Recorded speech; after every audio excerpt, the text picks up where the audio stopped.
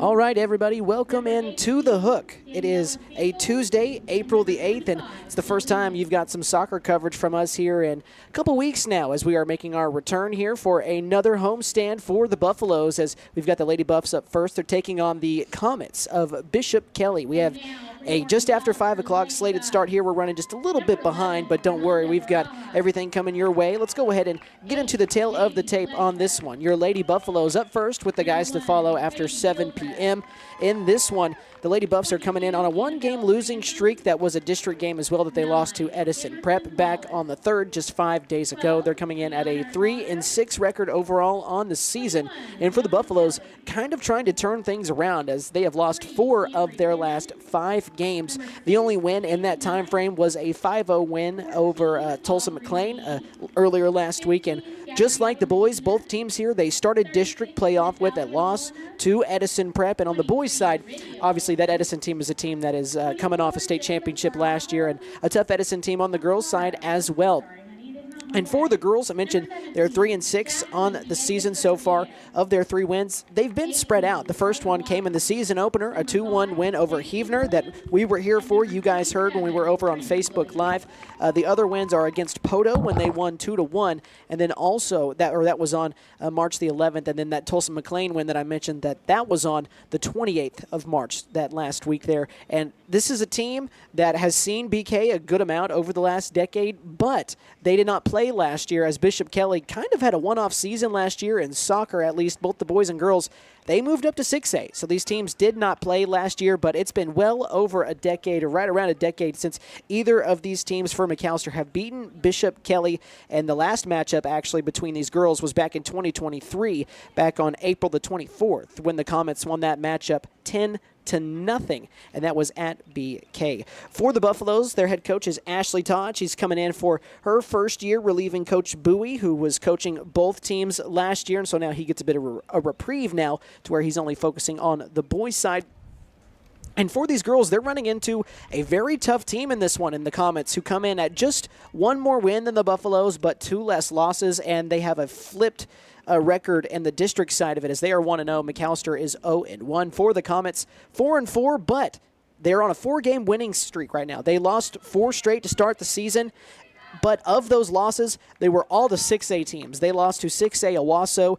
And actually, I will say this, Rogers Heritage High is not an Oklahoma high school. I don't know their classification. It just showed on OSA that they played Rogers Heritage High. They lost that game. They also lost to 6A Bixby and 6A Broken Arrow. So this Bishop Kelley team is a pretty good team. I mentioned they've won 4 in a row. Of those 4, they've scored 10+ in 2 of those last 4 as well. So this is going to be a tough test for Coach Todd and her crew, and it looks like we're just about ready to get things rolling along here on the McAlester Radio Facebook page. Chase McNutt and Nate Brown joining you live here on this Tuesday evening in this doubleheader. This is not the only one this week. We'll be back on Friday as well. Same time, same place as well. If you're looking for McAlester baseball, that one is...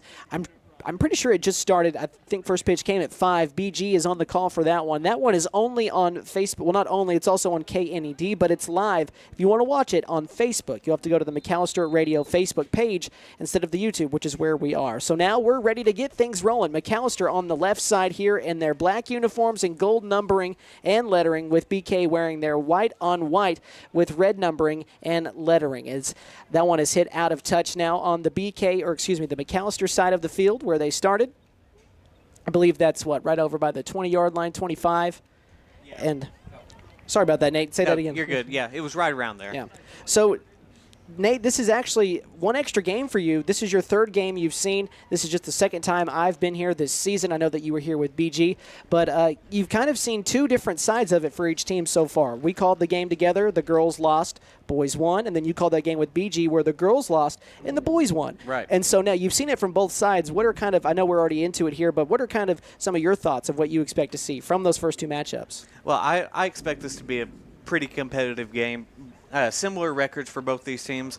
And these girls, they don't go down without a fight. And Bishop Kelley is one of the toughest teams in 5A. I mean, their record doesn't quite say that, but like you mentioned earlier, all 4 of those losses came to 6A teams. Yeah. And so it'll be impressive to see what they've got here today. Yeah, it's a very good test for Coach Todd, as her team is on the defense right now.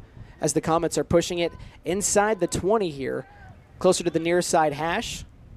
Kind of breaking in now inside the penalty box, across the goal line, and it's grabbed, and it's going to be cleared out here by McAlester. Nice defensive possession there, and it's cleared. And I believe that is Taylor or J.C. Williams near the 40 that just took that soccer ball off the chest here, and it's rolling around here near the 40 far side.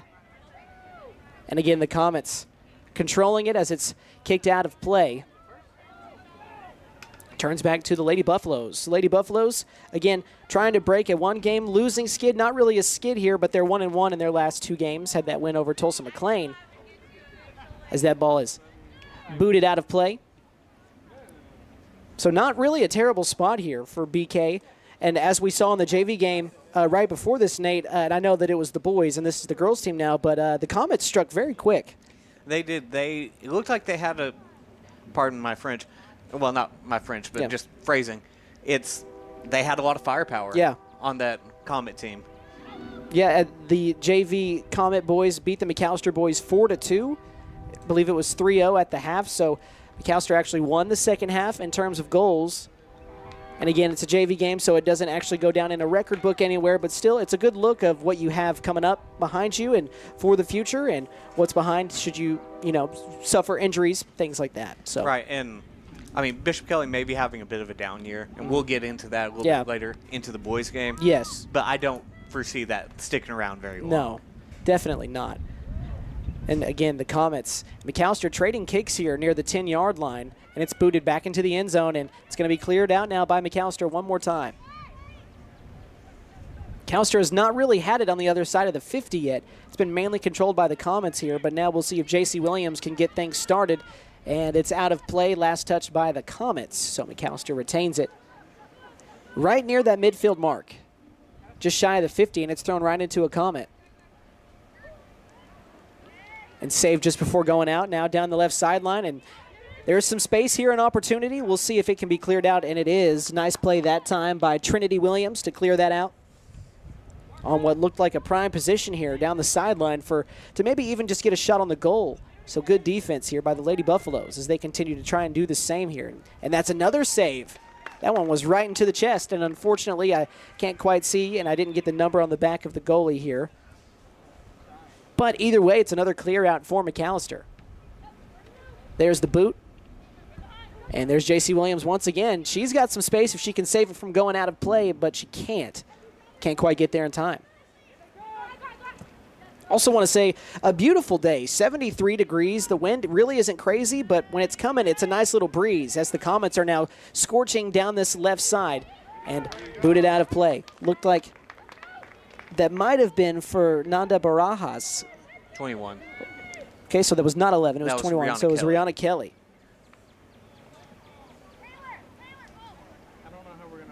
So now, I think the Comets have a corner kick coming up. There's some, it's not alliteration, is it, since they're different letters, but they all sound the same? What would that be? Is it repetition that I'm looking for? Comets have a corner kick coming up? Alliteration. Alliteration, is that what I'm looking for? Yeah. I think so. And that one is pushed back out of play, back near the track, near the long jump over here. We saw that a little bit earlier when we rolled in. It's track season. It absolutely is. They were out here practicing, looking great, by the way. Yeah, long jump, the high jump as well on both sides, and looks like they're probably going to have a pretty good season if they haven't already started out in a good way. As now, again, another corner kick coming for the Comets, and I apologize, a bit of an obstructed view from where we're at, as that's towards the middle of the field near the goal line. And looks like we have an offsides call. Yep. Astute call, Nate. Nice catch. Thank you. Well, I think we actually, no. I think we had. Oh, here we go. Kick. Yeah, penalty kick coming up here. So this looks like it's lined up right at the 2-yard line. And here's the penalty kick, and it's saved. Ball's loose. The recovery is in there. So at about the 5.5 mark. 5:29. 5:29 mark. I can't see. I couldn't quite tell who that is. I thought it was number 14. I believe you're right. So I'm going to go ahead and. You said the 5:29? Yeah, Yes. 5:29 mark. We have the first goal. All right, so now the Lady Buffaloes have some work to do. Down 1-0 here.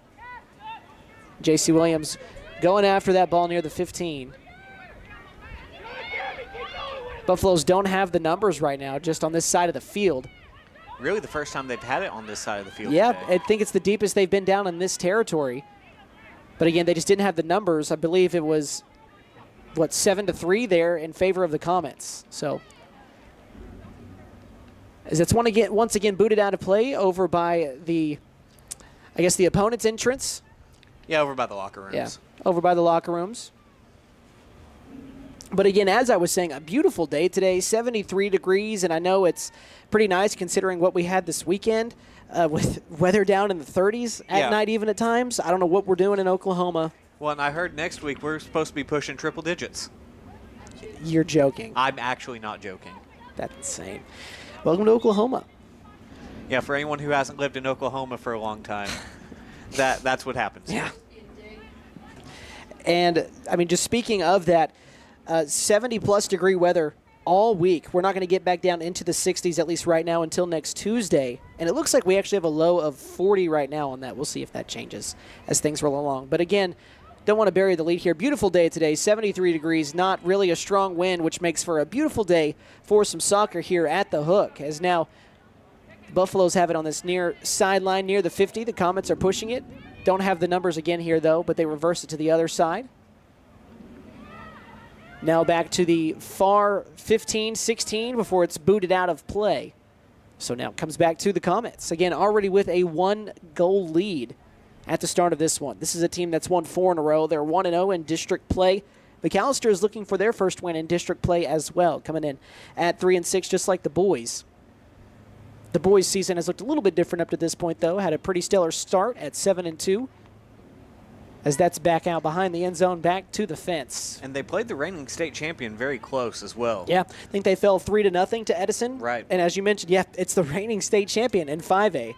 So, and McAllister's well on their way of heading back to the playoffs. And we'll talk about that a little bit later for the boys' game. The girls, they've got some work to do here, and it starts in district play. And nothing would be better than to get a win over a team like Bishop Kelley that's won 4 in a row. You're exactly right.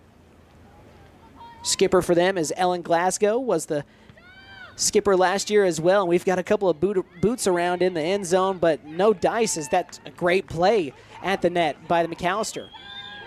And so now, again, they're going to clear it out. It's going to come to a Buffalo near the 50. We'll see if it goes out of play, and it does. So now it's, I almost said Comet basketball there, even though you're wrong field and sport anyways. But, just coming from basketball season, somewhat.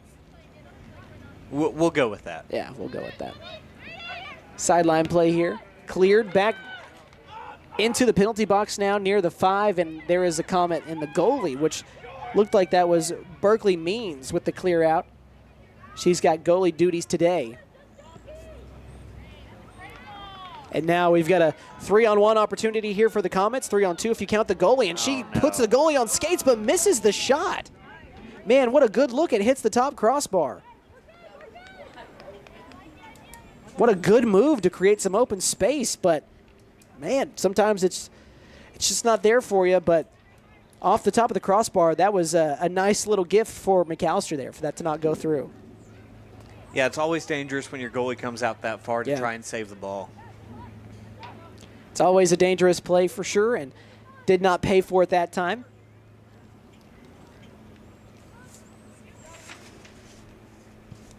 So now the Buffaloes with the clear out, it's back near the 50. The Comets now trying to bring it back. Lady Buffs have spent the majority of this first half so far, and it's only been 10 minutes, but here on this side of the field with the Comets controlling the pace. I'd say it's been about 9 minutes of Bishop Kelley ball on their side. We'll see if the Buffaloes can change that here. The ball near the 50, swinging back on this near side at the 30. A bit of an opening, but nice recovery by the Lady Buff defense. A shot, it's wide right, out of play. So back to the Lady Buffs. Coach Todd in her first year she's made some had some really good games this year. The Buffaloes mentioned they had a 5-0 win over Tulsa McLean earlier. They also are coming off a loss to Edison, where they lost 2-5 in that one, but they also beat a tough Heavener squad 2-1. Also have a win over Poto as well. And again, if you want to get things rolling, nothing better than to get it started here in district play with your first win, which they're still looking for on the district side of it. Bishop Kelley got theirs last week. And we've got a possession taken away here by the Lady Buffaloes. They're pushing up near the 50, but it's recovered well and returned a little bit by the Comets. Stifled them at the 40, and it's cleared and going back the other way. So even without the numbers advantage, Bishop Kelley was able to stymie that attempt to get down the field. But the Lady Buffs have it here on their own 35, and it's back out of play once again.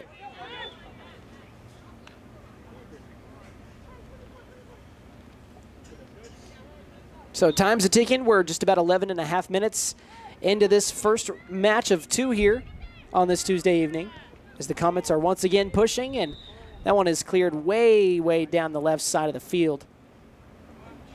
And that will almost certainly be an offsides. Yeah. So we're stopped here.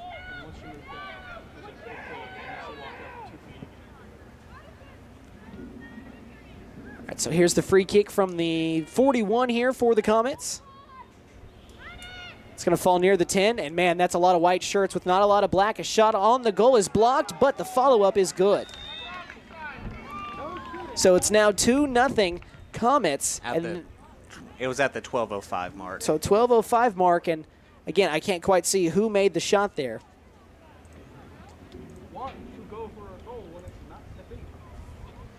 I'm not quite sure who made it, being so far away. I don't know really how Brandon does it on Friday nights. Binoculars would probably be a good investment. He does have some that I forgot to ask him for. I apologize. No, that's not on you. But now I know for Friday I'm probably going to be bringing some. It would make life a lot easier for myself. Nonetheless, BK leads it 2-0, looking to hold what has been really a decade of dominance over the Buffaloes. As I mentioned, these teams met almost 2 years ago. About 15 days from today will be a 2-year mark since they last met, other than this matchup today, obviously. But they fell in that one back in 2023, 10-0 to the Comets. And different teams, different coaches well than then. But so far, the Comets are picking up where they left off 2 years ago. Plenty of time left here for the Buffaloes to stampede on back. A two-man game, almost a give and go, working out to perfection, but the Buffaloes, great defense there, but the Lady Comets are pushing near the goal line. Pass inside, middle of the field. Shot at the goal is up, and once again, it's in. Is that 3-16 or 13-16? 13-16, yeah, we've got another one.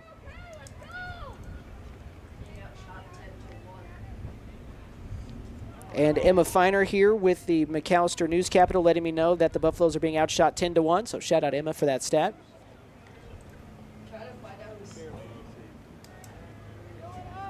So right now, about 26:44 left here in this first half, and the Buffaloes already down by 3 after the hat trick here in the first half from the Comets. And the Comets will take possession here. But again, you know, Nate, it's something we've already talked about. It comes back to where the majority of the control has been in this one. And you mentioned earlier 9 out of 10 minutes, and I'd probably say close to 13 out of just about 14 now as well. The Buffaloes have not been able to retain possession here. Yeah, right now this is probably one of the best possessions they've had. And the Comets break that up right as, you know, we're talking about it. And, man, somebody hit the deck there. Looked like, is that number 8? I think that's Jaden Bledsoe. But she's back up and she's all right. But the Comets are going down the field here, and a push in the back the Buffaloes may have gotten away with. And a clear out right to where a Comet was standing, and they still have an opportunity. Another shot at the goal is wide, wide left. But it just kind of looks like BK in this one just kind of has a little bit of a quicker step just so far as this one has gotten started. Right, they've definitely been the more aggressive team, at least here in the first, I'd say, 15 minutes, and maybe 14 and a half. And maybe it's a philosophy thing for Bishop Kelley, because, I mean, I know that there's a difference in the coaches for the boys and the girls teams, but that boys JV team came out and did the same exact thing. They scored 3 goals in the first half. Right. So it's just, that's kind of looking like the mantra for Bishop Kelley. For the Comets, they want to come out and strike quickly and kind of try to erase all doubt of how the rest of it's going to play out. But again, plenty of time left here on this one. About 65 minutes left of game time. 25 left in the first half. And now we are back underway. Comets have it on their side, near the 40 on the far sideline, going up past the midfield logo. And they're on the push again. Here's the attack. It's a 5-on-4 here, now a 3-on-4. Buffaloes have the number advantage, but a pass, leaked past a couple of Buffaloes and some Lady Comets, and it leaked out of play.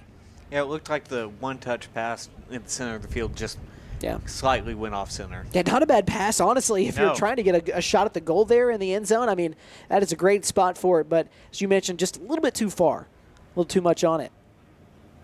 So now the Buffaloes here will get a chance on the kick. But, I mean, as we mentioned, only one shot so far for the Lady Buffaloes. I mean, you're going to have to get those numbers up in this one. Trinity Williams on the near sideline near the 30. It's out of touch last touched by a Comet. Yes, it will be McAlester ball. And we've got a strong header near the 40. Two-man game here for the Comets. Now make it 3 as they're trying to push up the sideline, and the Lady Buffaloes stymie that. They weren't the last to touch it, though, so they retain or they get possession back here. You want to go into this half down 1 or 2. It just feels a lot more attainable instead of having to score, 4 goals in one half. You'd like to get some of it back here. Right. I mean, the same goes for any sport that you're playing in, but you want to get some back to feel a little bit better about the second half. And again, it starts with this possession, and we'll see if the Lady Buffaloes can get things rolling their way here on the pitch. Well, not even just to make it seem a little bit better going into halftime, just to make it a little bit easier on you going into the second half. Yeah, way less effort you have to exert, as once again it's going to be cleared out by the Comets. McAlester has not spent a lot of time shooting at the opposite goal. And majority of the time they've been on the defense.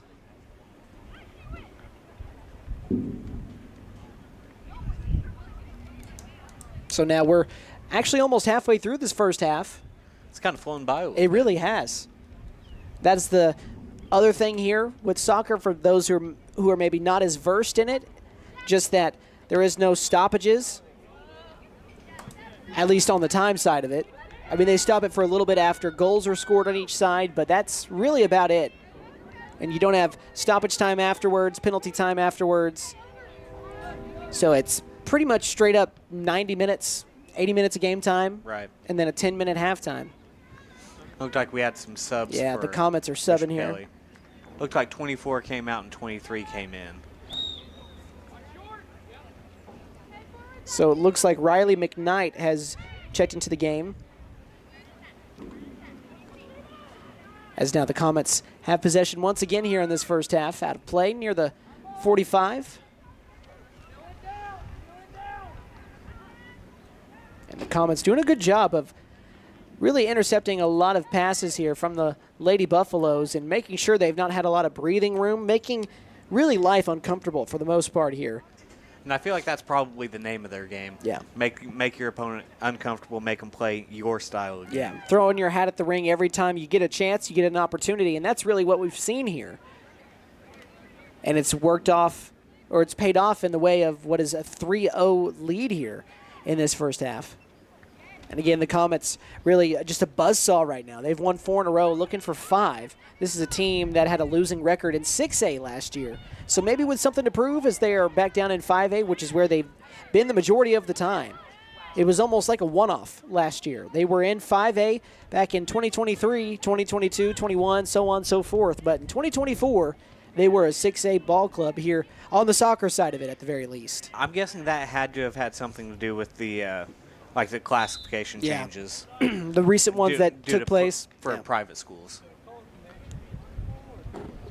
We saw some of that on the lower classifications as well last year. Well, and it made McAlester football completely redo their schedule. Yeah.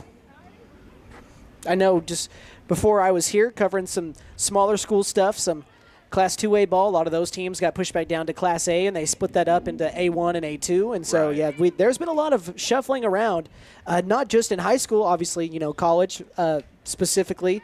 There's been a lot of that as well, basketball, football. It's just times are changing a lot. And the Comets again. And nice stop. Once again by the Lady Buffs. Let's see where the clear out goes here. Right back near the 40 where there's nothing but Comets. We are 20 minutes into half number 1. So halfway through officially. Again, after this one, we've got the boys coming up, the 7-2 McAlester boys, who, by the way, have won 7 of their last 8 games after losing the season opener. Not a bad streak right there. No, not a bad streak at all. Coach Bowie has got things cooking. This is a team that hosted a playoff game last year. I believe, I don't know if it was the first time in school history. If it wasn't, it's the first time in a long time that we've been able to host a playoff game. Before eventually falling to what was the team that won it all last year in Edison. Again, McAlester saw them recently last week, and I think we've got a foul here near the 30. And Coach Todd wanting them to push here. Understandably so. I mean, you're down 3-0 here. About 21 minutes of play into this first half. You need to start making things happen. So the far 31 hash is where this kick is taking place for the Lady Buffs. Lobbed near the 5. It hit a Comet. It's kind of just being booted around right now. The Buffaloes had a decent look past the goal line, but no shot on the goal. I believe it'll be a corner kick. Yeah, last touch by a Comet. So I'm going to have to stand up here, make a peek to this corner.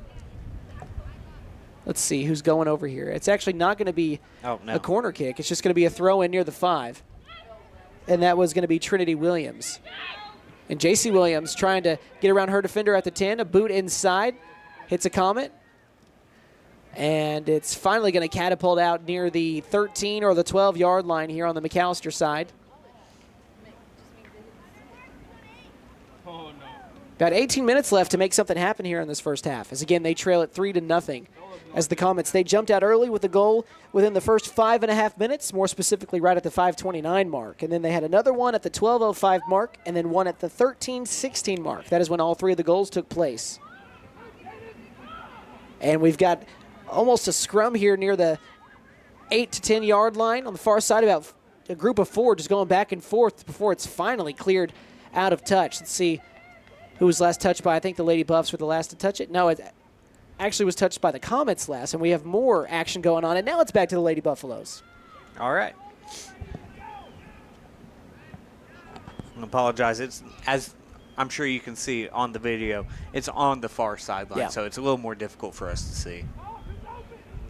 We've got the throw-in once again booted right out of play by the Comet, or at least I thought it was not. Lady Buffalo hit it back in before. Now it is out of touch. Again, last touch by the Comets. And that's just, it's kind of the gritty way they've been playing this whole time. The Buffaloes have not had really any breathing room as that throw-in was first touched by a Comet once again and booted out of play. Actually, looks like this one may have been last touched by McAlester. So the Lady Buffaloes get it back here. Comets get it.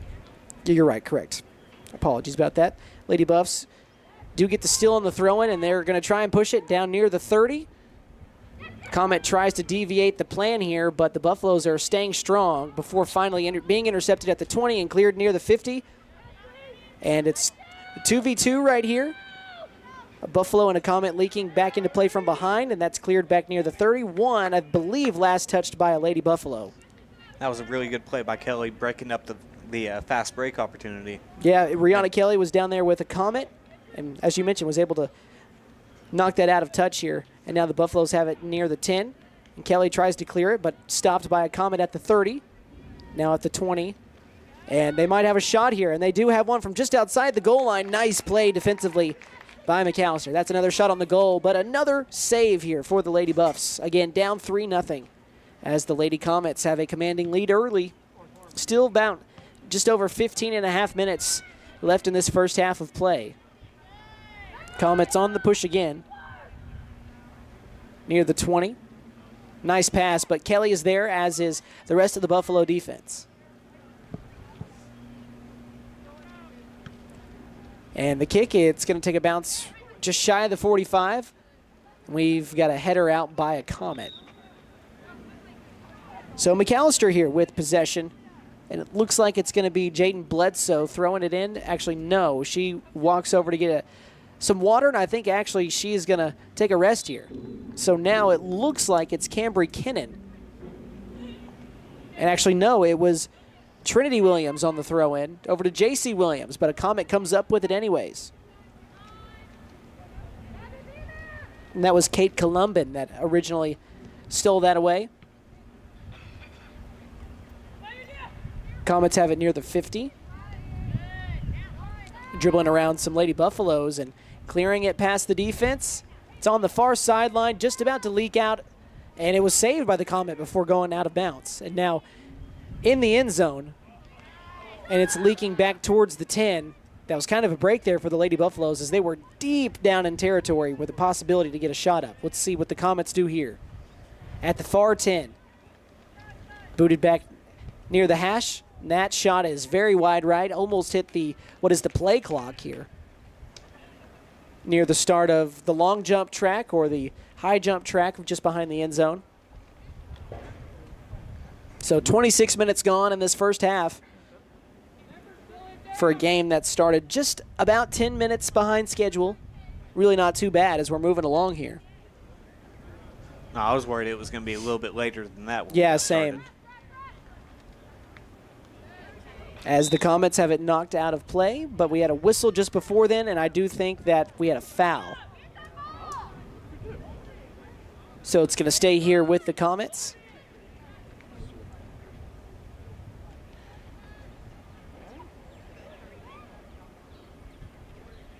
So right near the, I think that's the 17, 18-yard line. We've got a kick coming on here from Bishop Kelley. The lob right towards the 5. It's booted up, hits the deck, and we've got a scrum near the 5 going for the ball, and the Comets trying to dribble through some traffic, and they kind of do. They still have possession here, but they had to reverse their traction a bit. Back to the 15, now back near the goal line, pushing it in. Here comes the shot. Man, just left. That one looked good off the boot initially from the Lady Comets, but that's not even going to be a save, I don't think, because it hit the crossbar and went out of play. Right. So just kind of off kilter there for the Comets. So it stays right at 3-0. But again, it's kind of just what we've seen so far in this first half. That's where we've spent the majority of the time here is on the left side of the field.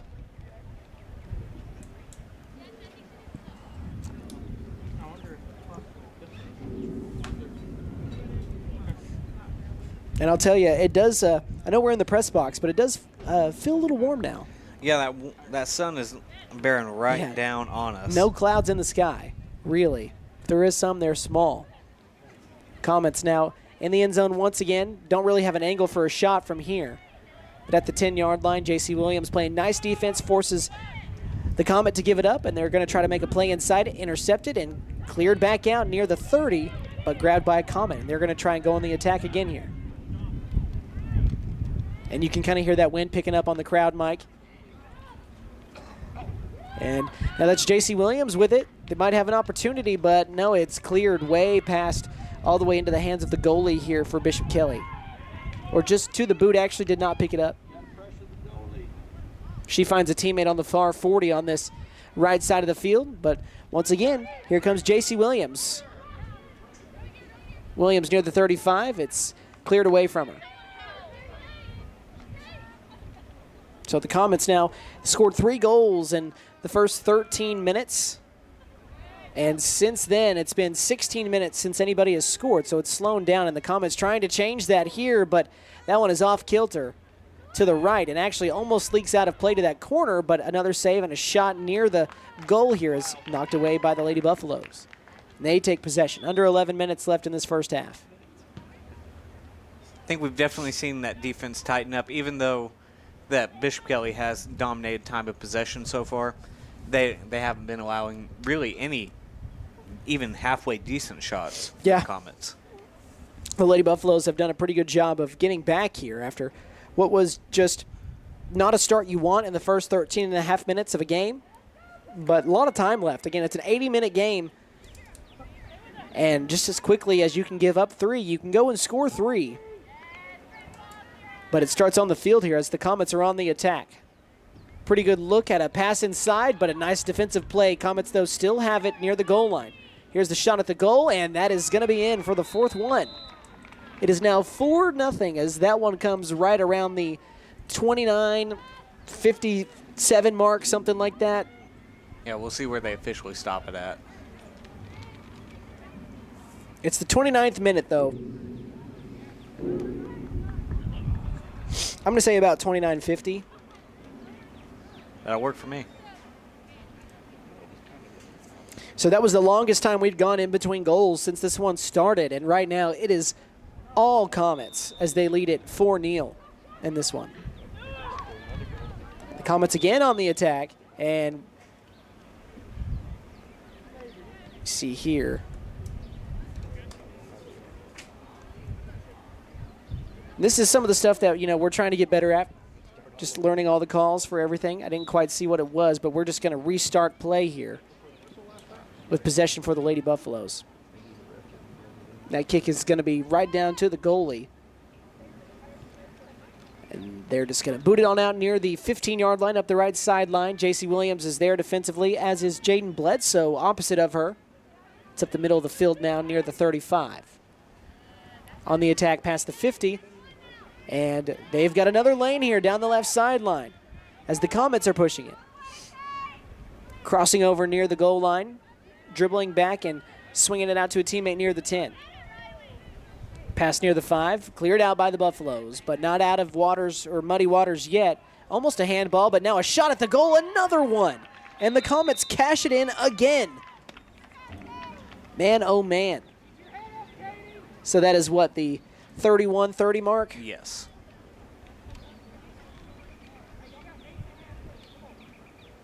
So the onslaught here just kind of continuing.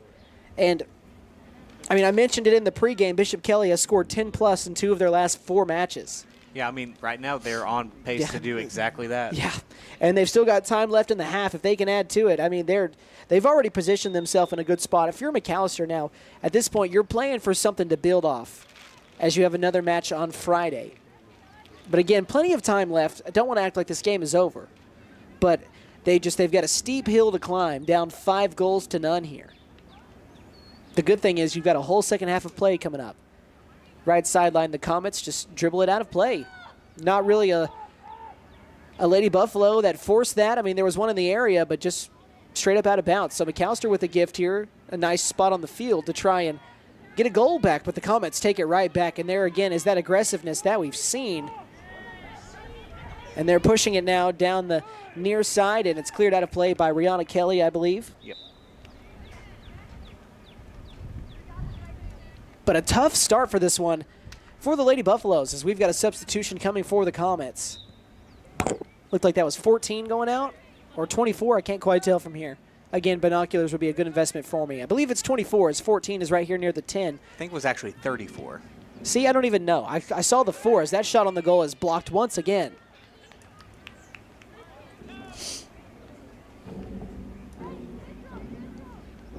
So now just over 7 minutes left for the Lady Buffaloes to try and salvage this first half and try to build some more momentum towards the second half here. She's still got about 47 minutes of game time left. But again, a deep, deep hole to climb out of. As the Comets are now trying to push it again.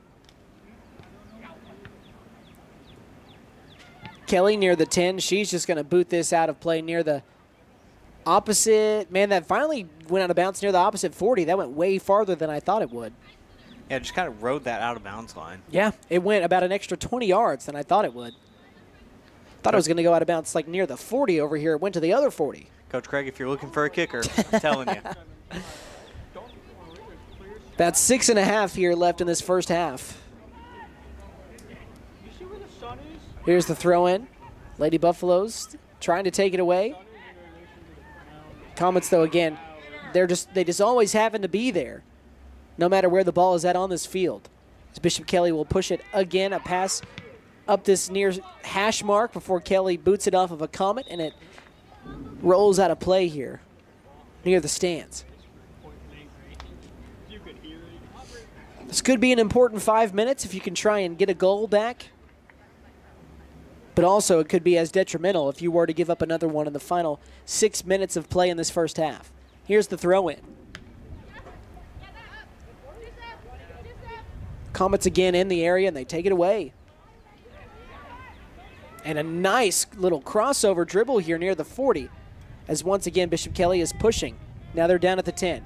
Inside near the goal line. Shot at the goal is blocked and pushed out of the back of the end zone. Another good save. Yeah, plenty of saves. It's been a busy day down here for the Lady Buffaloes inside their own, really inside their own goal line. It's been really busy, a lot of shots. And now we've got a corner kick coming here for the Comets.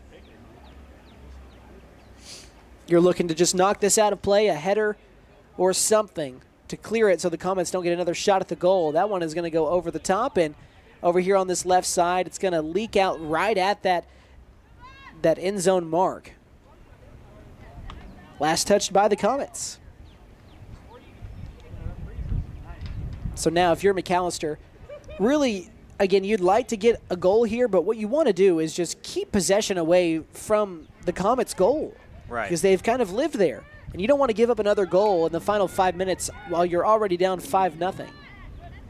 Again, you're trying to build on something for the second half here. There comes the boot. That one landing just past the 45. J.C. Williams in the area. She takes one off the dome. But two Comets are there again to take possession back and getting around to Lady Buffalo. I will say that has been one thing I've really noticed in this one is that the Comets, their footwork with the soccer ball has just been insane as once again they're on the run. Inside the 5, another shot at the goal is no good, but the recovery with another Comet in the area, and we've got another goal. That was just what I was talking about, what you didn't want to happen. So that is what, the 35-59 mark? Yep. That makes it 6-0 for Bishop Kelley. 14th shot on the goal, you said? So again, the onslaught just kind of continues here for what has been all Comets in this one. Just 6-0 here in this first half.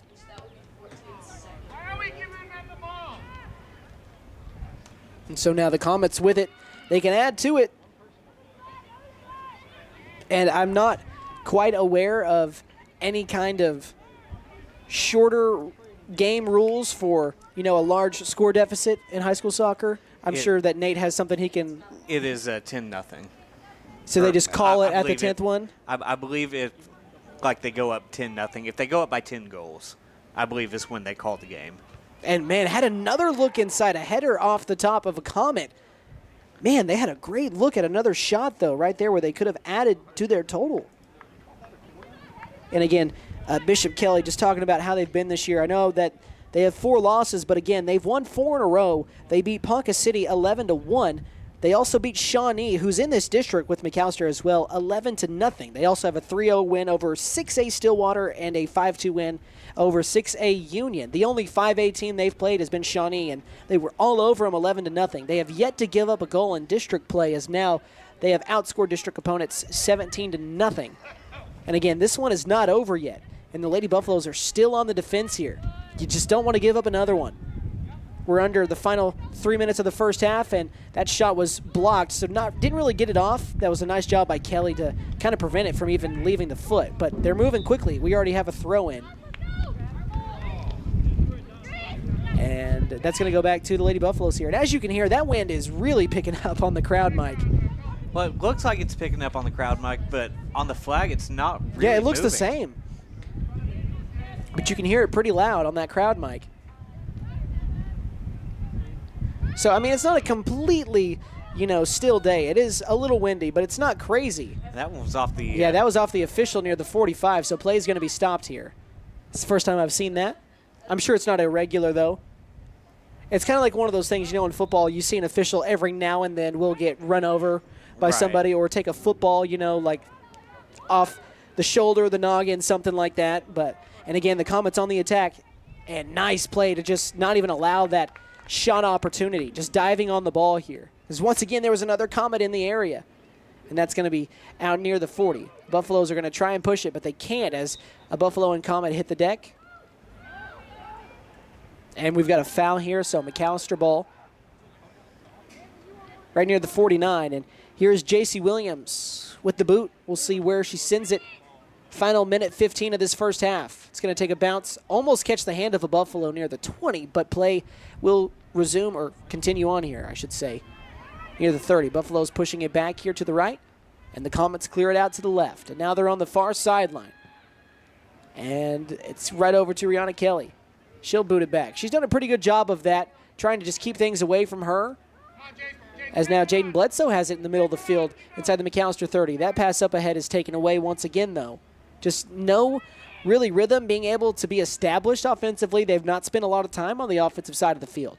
We're now into the final 40 seconds of this first half. The Comets are pushing again. Nice defensive play that time by Trinity Williams, but it's back into the legs of the Comets here, and they have an opportunity on the pass at the goal line. It gets past the goalie, and a great shot, or a great look at the shot, but just booted right out of bounds. I don't know if you're going to get an easier one if you're the Comets here. So the goalie from McAlester had dove out and taken herself out of the play with the dive, and then that ball was loose, and you had to look right at it from the left side, and she just kicked it on the wrong side of the pole. But they have it back here inside the 10. It was booted right to one of the only Comets in the area. The shot at the goal is blocked again. So that's got to be, what, shot 16 now? 16-1. And that's the final second here. Yeah, that is the end of the first half. The Lady Buffaloes have a steep hill to climb in the second 40 minutes of this one as they trail the Bishop Kelley Comets 6-0. Real quickly, let's recap that first half before we take our commercial break. It will be an extended commercial break here, and things got started pretty quickly into this one. The Comets, they got their first goal at the 5:29 mark of the first half, then waited just under 7 minutes for their second. They got a goal at the 12:05 mark, and then one just a minute later at the 13:16 mark. And then the longest portion of time we had was from the third goal to the fourth goal. The Comets, they scored at the 29:50 mark, which was about 16 minutes and 34 seconds in between goals. They then scored just under 2 minutes later at the 31:30 mark, and then just under 5 minutes later at the 35:59 mark. And it's already what we've talked about, Nate. Bishop Kelley has controlled it nearly the entire game, and the scoreboard reflects that. Yep, you're 100% right. I couldn't have said it better myself. And I think, Emma, did you say it's 20 shots now? So, and that kind of tells the story as well. 23 shots, you've knocked in 6 of them. You've got a lot larger of a chance of one just luckily going in if you can take 23 shots. 100%. 2 ain't going to get it done for you. So what do you think they need to do in this second half to kind of just maybe not grab the win? I mean, 6-0 is a large deficit to come back from, but just to kind of get something good moving forward to the matchup on Friday. I mean, you're exactly right. They've just got to play their game and really try not to let Bishop Kelley get that 10th goal. Yeah, I think, you talk about keys for second half. I think I really have one key. It's control the time of possession. Yeah. And then whatever happens from there happens. So that's kind of a look at what happened in the first half. 6-0 is the score. Comets all over the Lady Buffaloes. We're going to take a multi-minute timeout here. Upwards of what? Probably 6-7 minutes, you'd say, maybe more? Maybe somewhere around there. Somewhere around that. Just letting you guys know. So if you need to take a bathroom break, go get you a snack or a drink, go ahead and do that. We'll be right back here on the McAlester Radio YouTube page as you're watching and listening to McAlester Soccer as they are taking on Bishop Kelley. We'll be right back. Hey guys, it's Sam from Sam Wampler's Freedom Ford in McAlester and Eufaula. With 2 locations to choose from, we have close to 200 vehicles on the ground and coming in. And with vehicles starting at $29.95, we have something for everyone. And if you need parts or service, we are loading up at both locations to serve you better. Plus, with our mobile service van and our pickup and delivery, we can help you with sales and service no matter where you are. So come see us at Sam Wampler's Freedom Ford in McAlester and Eufaula and let us make it happen for you. Ready for a home run in comfort? Freeze and Flare Heat and Air LLC is always ready to step up to the plate. Whether it's beating the summer heat or staying warm through the winter chill, they're your go-to team for fast, reliable HVAC service. From quick repairs to expert installations, they ensure your home stays comfortable year-round. Don't despair or let your comfort sit on the bench. Call Freeze and Flare Heat and Air and keep your home out of the trench. We're licensed, bonded, and insured. Mechanical license number 0014445. And with our convenient online booking, it's never been easier to get the comfort you deserve.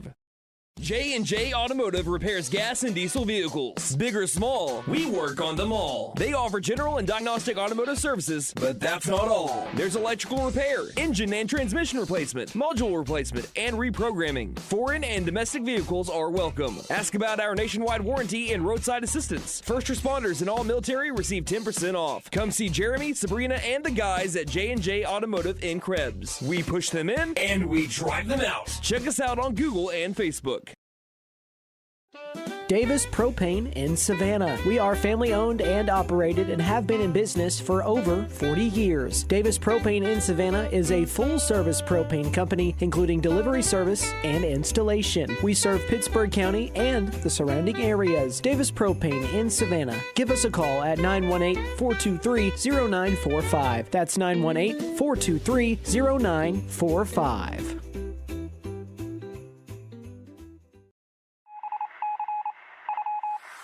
Reagan Auto is a Reader's Choice Award-winning automotive repair shop. We are currently searching for an automotive technician to join our team. We're looking for someone who is energized and ready to provide quality service to our customers. Our ideal candidate will have technician experience of at least 1 year. If you're interested in this opportunity to work in a fast-paced atmosphere, email your resume to reaganauto.ok@gmail.com.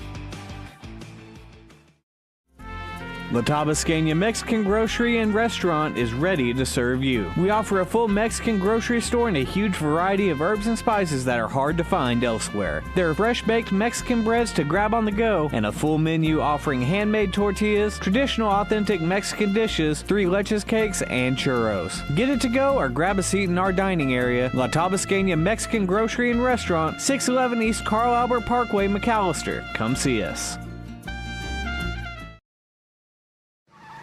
Lee Auto Sales wants you to celebrate Easter with them and enter to win this Blackstone grill and tailgate kit from now until April 30th. Come in and fill out an application for 1 entry. Buy a vehicle and get 2 entries. The drawing for the Blackstone grill and tailgate kit will be on April 30th at 6:30 p.m. live on our Facebook page. Come by our new location at 2431 North George Nye Expressway in McAlester. Lee Auto Sales. We sell quality, not quantity. Let us help you. Call 918-423-7887. Visit us online at leautosalesok.com. Wiley's Bespoke Jewelry Spring into Summer Sale, April 7th through the 19th. We're turning up the shine with 30% off our handcrafted one-of-a-kind pieces. Stunning engagement rings, earrings, bracelets, and necklaces. There's never been a better time to treat yourself or someone special. Whether you're celebrating love, milestones, or just needing something new for your summer outfit, make unforgettable moments with Wiley's Bespoke Jewelry. 1117 East Wade Watts Avenue, McAlester. Shop online at our Facebook shop. Nothing's working! Wait, we're not cavemen! We have technology! Are you a business in need of technology help? The PC Landing Zone specializes in device repair, including phones, tablets, computers, as well as networking installations and troubleshooting, cloud backups, VoIP phone systems, structured cabling, and more. Give us a call at 918-820-4188 for your local one-stop shop for all your technology needs. McAlester Auto Collision. That's who you want after the event. McAlester Auto Collision makes everything all right with full service paint and body work, affordable collision repair, frame straightening, and a warranty. Insurance claims are accepted. You have the right to choose your body shop. We hope you'll choose us. We give free estimates. Call 918-715-3173. We're McAlester Auto Collision, 3804 North 5th, McAlester. That's 918-715-3173, and see us on Facebook.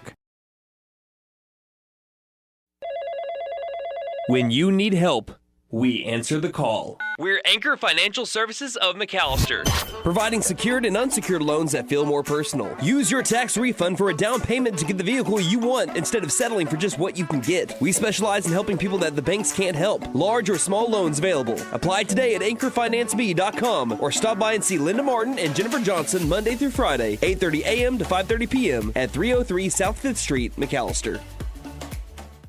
Celebrating 10 years of excellence.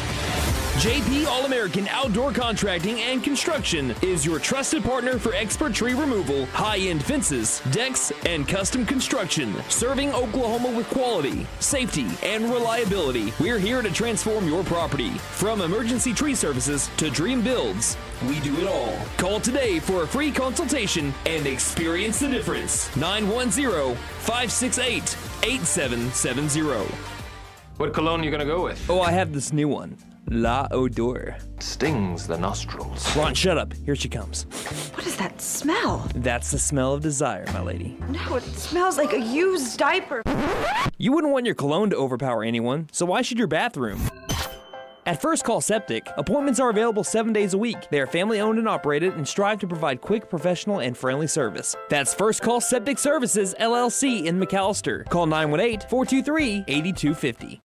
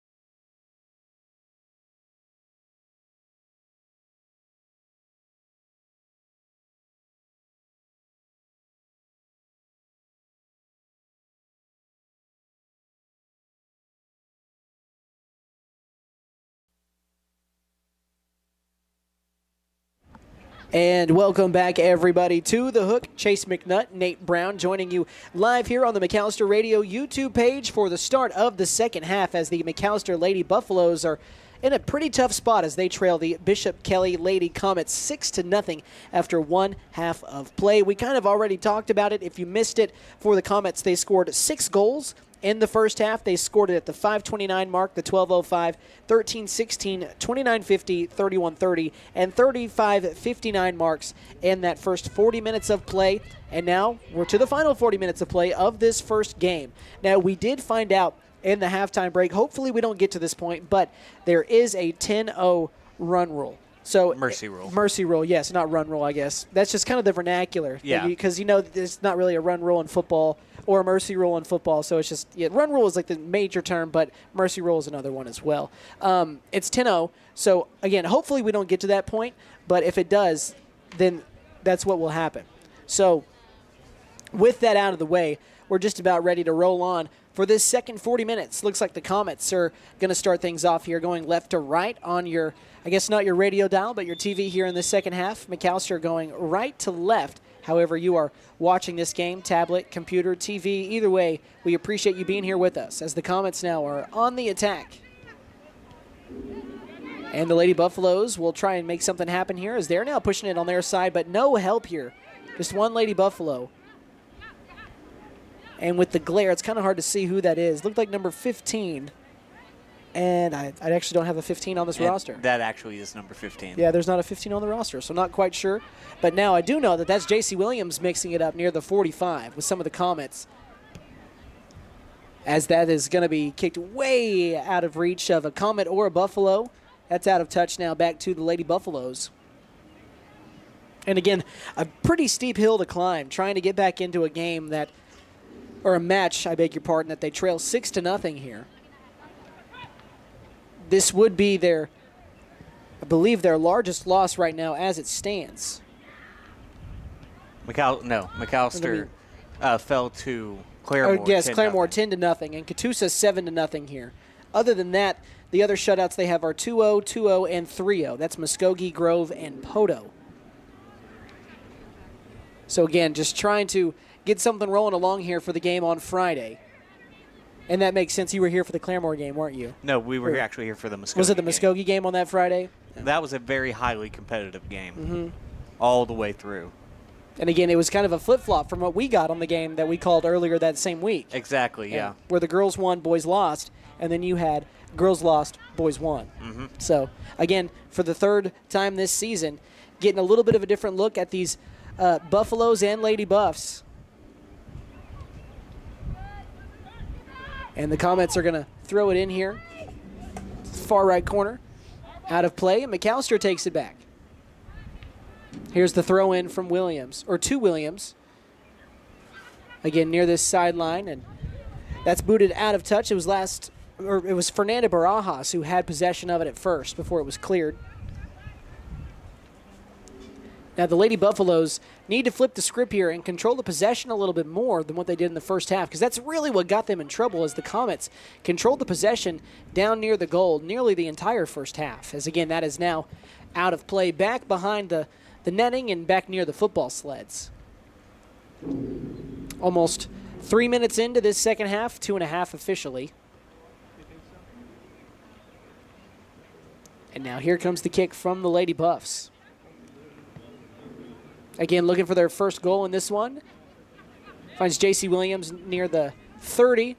She pushes it towards the midfield logo, and that's booted around a couple times and comes up here with the Comets. Far sideline at the 35 now.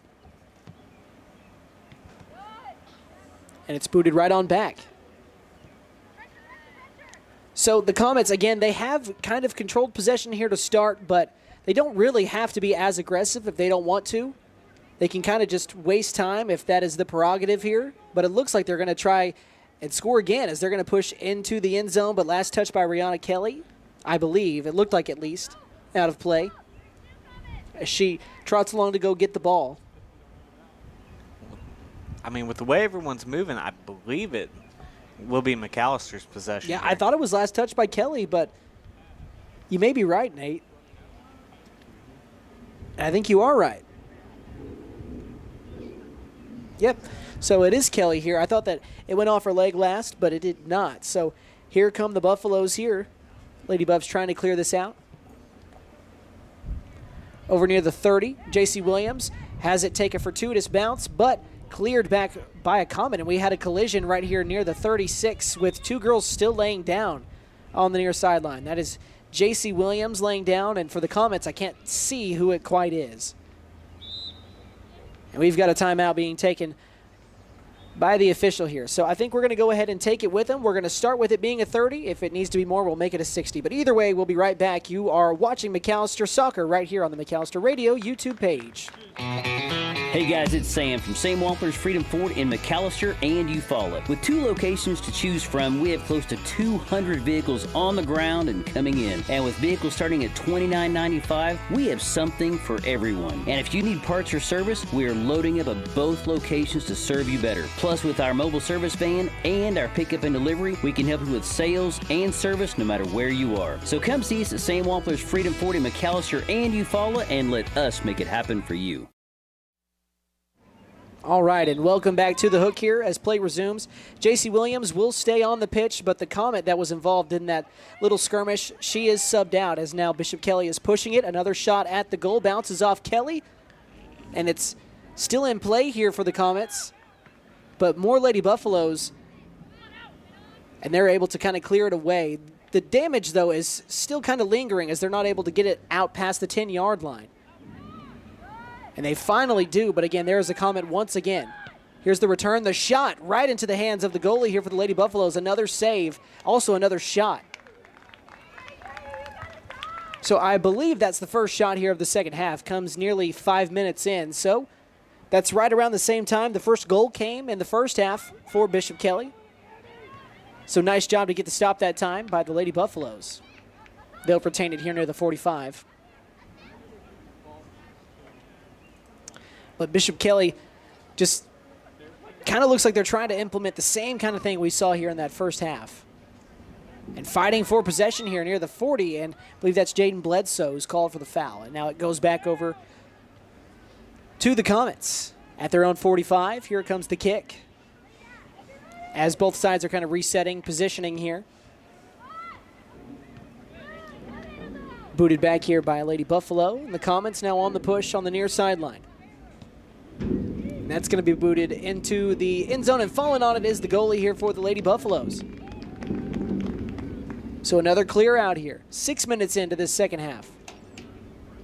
That one's going to fall just shy of the 35. 2 Buffs and 3 Comets in the area. Last touch by a Buffalo out of touch now. It's back for Bishop Kelley, again on their side of the field. For McAlester, their next game is at home on Friday. That is against Shawnee. We'll be back here for that one. Same bat time, same bat channel. As the Buffaloes get it back here. And I didn't really talk about this as much in the pregame for BK. I did talk about how they were 6A last year. They actually went 8-5, ended up making it into the playoffs. Oh, wow. Last year before they fell to UConn 2-3. So pretty interesting there. The boys did not fare as well. But, I mean, this is a pretty salty girls team. I mean, don't let the 4-4 record fool you. Those losses are all to 6A teams. And 3 of their 4 wins, and if this one holds, 4 of their 5 wins will be against 6A school, or I guess 3 of their 6, or 4 of their 6, yeah. 4 of their 6 will be against 6A teams, with the other 2 being against 5A teams. I believe I've got that right.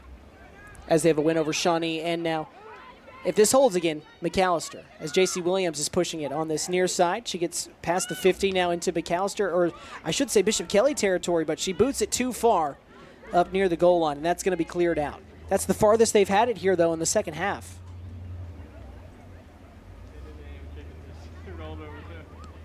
And just a reminder, if you're looking for McAlester baseball, that is over on our McAlester Radio Facebook page. Current score, Tahlequah leads 4-3 in the bottom of the 4th inning. As always, though, if you want to just listen, it's also on 98.3 KNED. That's the biggest difference about us here today, Nate, is that this is stream only. Right. Yeah, no radio coverage, just stream only. So for those of you that enjoy watching maybe a little bit more, well, you're in for a treat, because we'll have the same thing for you on Friday. Do we have it ironed out if we're going to be on YouTube or Facebook? We will be on YouTube because McAlester is playing at 10 o'clock that morning. Oh, wow. Yeah, so it's going to be a busy day for me. Yeah, that's right. You told me about that earlier today. Yeah, I'm even busier than I originally thought. Yeah. Well, for the Buffaloes, they've got to start getting busy here in this second half. Down 6-0. We're about 10 minutes in to this second half of play, which means we're at about the 58th minute. Last touch by a Comet. Buffaloes get it back here. Got to start attacking here. You've got to get something on your side of the field, even threaten, whether or not it's ever so slightly, just because, I mean, Bishop Kelley has retained it on their side of the field. Nearly all of what is now almost 60 minutes, or excuse me, that's 50 minutes. And now that one is cleared way beyond anybody, back down to the goalie for the Lady Buffaloes here. Again, I don't know who it is. I can't see the number. There actually is not a number here. So, again, I'm not quite sure who the goalie is here for the Lady Buffaloes. I was just told that it is Katie Gilbreth, number 1. So she's been busy today. Gilbreth has had plenty of saves, plenty of shots on the goal as well. She has gotten her money's worth down in the end zone in front of that netting. Lady Buffaloes kind of just with a back and forth here, as now the Comets again are on the attack. They just look so sharp today in every facet of the game. And almost a really good pass, but a little too much mustard on it, out of play. Back in here for the Buffaloes.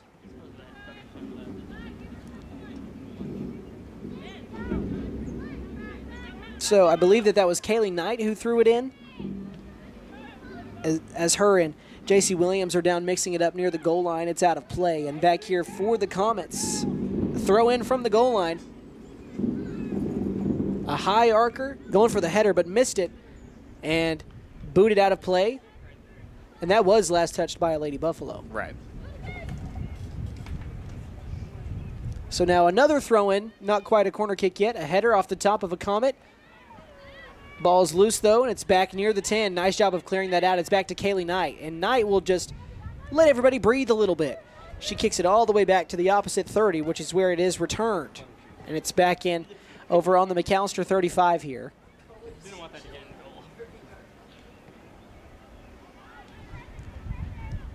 And now the Buffaloes just knock it out of play over towards the coach's office over on the far side near the locker rooms.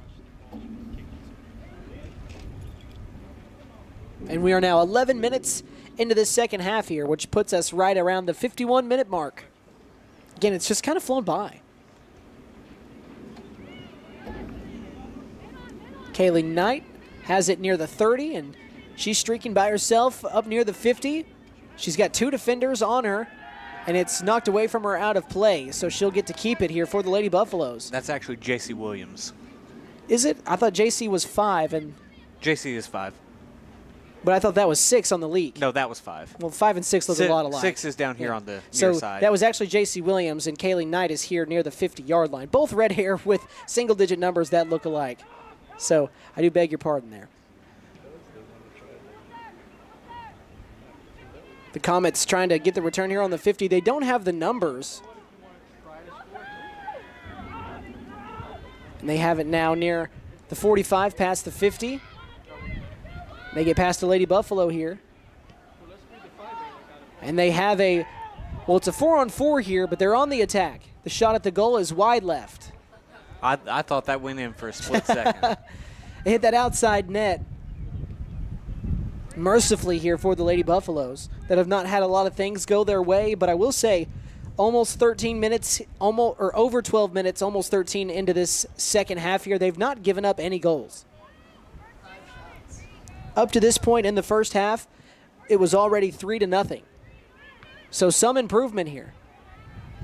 And we've got another shot on the goal, that one albeit a much weaker one, but again, Gilbreth with the clear. And she's going to boot it, but again, over near the 20-yard line as there's a Comet always ready to return anything that is kicked up in the air. It's crazy. Every time that ball, I feel like, takes a bounce, there's a white shirt near it. It's like the soccer ball is a magnet, and it's only trying to find Bishop Kelley players. Speaking of, here is the throw-in for the Comets near the 15 on the far side. And another shot, and that one, I believe that does get in off the bounce. It did. And now that one is going to be, clock is still rolling. It looked like it was 26:51 though, which would be about 13:09 into the second half, which makes it 53:09 on the game, I think. I think so. I know that's a lot of math.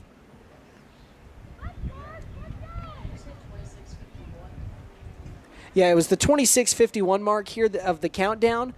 The clock went down to 26:48. Okay. So I've reset the clock accordingly on the stream. So now the Lady Buffaloes have tied their second largest defeat of the season, at least right now as it stands, at 7-0. That last loss came to Catoosa when they fell 7-0. They also had the Claremore game that Nate mentioned a little bit earlier where they fell 10-0 here. So again, still 26.5 minutes left to try and get things rolling along, try to salvage something as you move along into that matchup on Friday, as the Buffaloes have possession here. And J.C. Williams, far sideline, she'll push it up. And it's taken away from her, and now they'll push back. But 6 defenders here for McAlester on the backside to 5 offensive players for the Comets, but they're pushing, and I think we may have an offside. We do. Over on this near sideline is that official that called it. That ball was going out of play regardless. Right. So it wasn't really going to be a shot. I mean, if there was, it would have been miraculous to stop that ball before going out of play. But now Rihanna Kelley stands near the soccer ball here near the 10.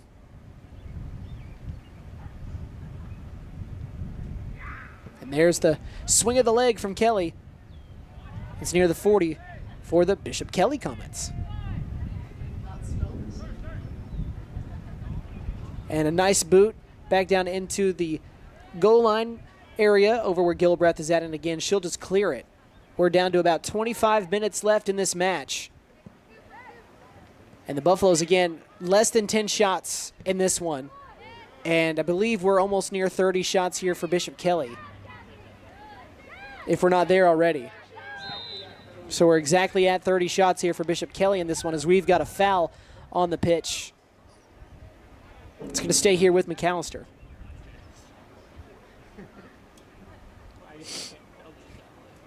So also something I kind of noticed in getting ready for this, for McAlester, they've actually been shut out in 5 of their 9 games. So if they were to lose this one, it would be the 6th shutout in 10 games so far in this one.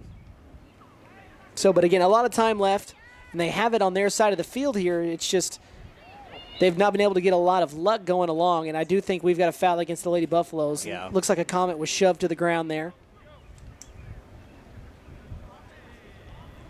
So the Comets are going to take it back. And believe it or not, it's actually gotten, I mean, you can say colder, that's the word if you want to use, but it's gotten a little bit cooler. It's dropped 1 degree since we've started. So, Hey, I'll take it. down from 73 to 72 as, again, the Comets on the attack, and Gilbreth there. Once again, she's been very busy this entire game. Yeah, the lead pass from Bishop Kelley just a little bit too far out in front. Yeah. So now the Comets have it near the 30-yard line on this right side of the field. The Buffaloes trying to clear it back, but once again, there's a Comet to grab the loose ball. And, man, that hit Trinity Williams, I think, in the noggin. Took some leather off the face there and also might have gotten her hand on it, so that's what the call was. So now we've got a kick near the 19. Can't really blame her for that one, No, though. it's just kind of an instinctive reaction. So now here comes the kick from the Comets. 23-23 left on the clock here. Shot at the goal is blocked and bounces off the top side of the crossbar after a nice play by Gilbreth. I mean, it was booted in after that, but I think the play was dead after that. As It now would have been some bad luck if it did. Yeah, that would have been some terrible luck. So the Comets have it now. Here comes the corner kick from the far right sideline. If it's hard to see, I do apologize, but once that sun goes down, it'll be easier. That one is, oh man, almost leaked its way into the netting. Man, nice play by Gilbreth to dive on that one. That one didn't have a lot on it. It was almost just like a 10-foot putt almost. It almost found its way in. Well, if it was my 10-foot putt, I wouldn't be anywhere near it. It's the beauty of golf. So the Comets once again take possession. Almost halfway through this second half. Near the 30. It's cleared that time by Fernanda Barajas. Buffaloes are just trying to keep this away from the Comets side of the field where they have just lived this entire match. It's at the 20. Bishop Kelley has it once again. Around the defender. Pass inside. And it's going to leak all the way out. Almost out of bounds, but dove on by Gilbreth. Gilbreth, man, she's really been through the ringer today. Been very busy back there. That high arching lob kick takes a couple of bounces near the sideline. Out of play, last touch by the Lady Buffaloes. What do you got over on the score there, Nate? Score is still Tahlequah 4-3. We are in the top of the 5th now. Funnily enough, that was the final yesterday. It was. Where McAlester won. And it would be big if McAlester was able to get that second win. Yeah, for district purposes. I mean, because right now you're actually third because you not only overcame Tahlequah in that game, you also overcame Durant. Mm-hmm. As now the Comets have it once again in attacking position. A nice pass. Oh, actually leaks a little bit too far. That's going to save the Buffaloes there. But now right back into position. Here comes another shot. That one's going to be air-mailed. Field goal was good. Yeah, that's going to go back almost into the football netting, and it just missed. But also, I will say that, we're talking about baseball. I want to send a shout-out to BG. 29th birthday today. Happy birthday, buddy. Yeah, calling the game today. No rest for the weary here, as he's been very busy in baseball season. Just want to send a shout-out to him. We've already seen him today, told him happy birthday. But, enjoy it. I love being up in Tahlequah. Yeah, he's going to be celebrating with some wings tonight. Yeah, and he's going to be bringing some back, too. Can't wait for that tomorrow. So 20 minutes left here in this match. Comets lead it 7-0, trying to add to it here. But the Buffaloes have, I will give them this, they've played much better defense near the goal in this second half. And as soon as I say that, man, a goal is scored by the Comets with 20:14 left in this game. Wow, I don't know if an announcer jinx has ever happened faster than that. I mean, as the words were coming out of your mouth. So if we're about 19 minutes and 46 seconds into it. 59-46. Yeah, 59. Thank you, Nate.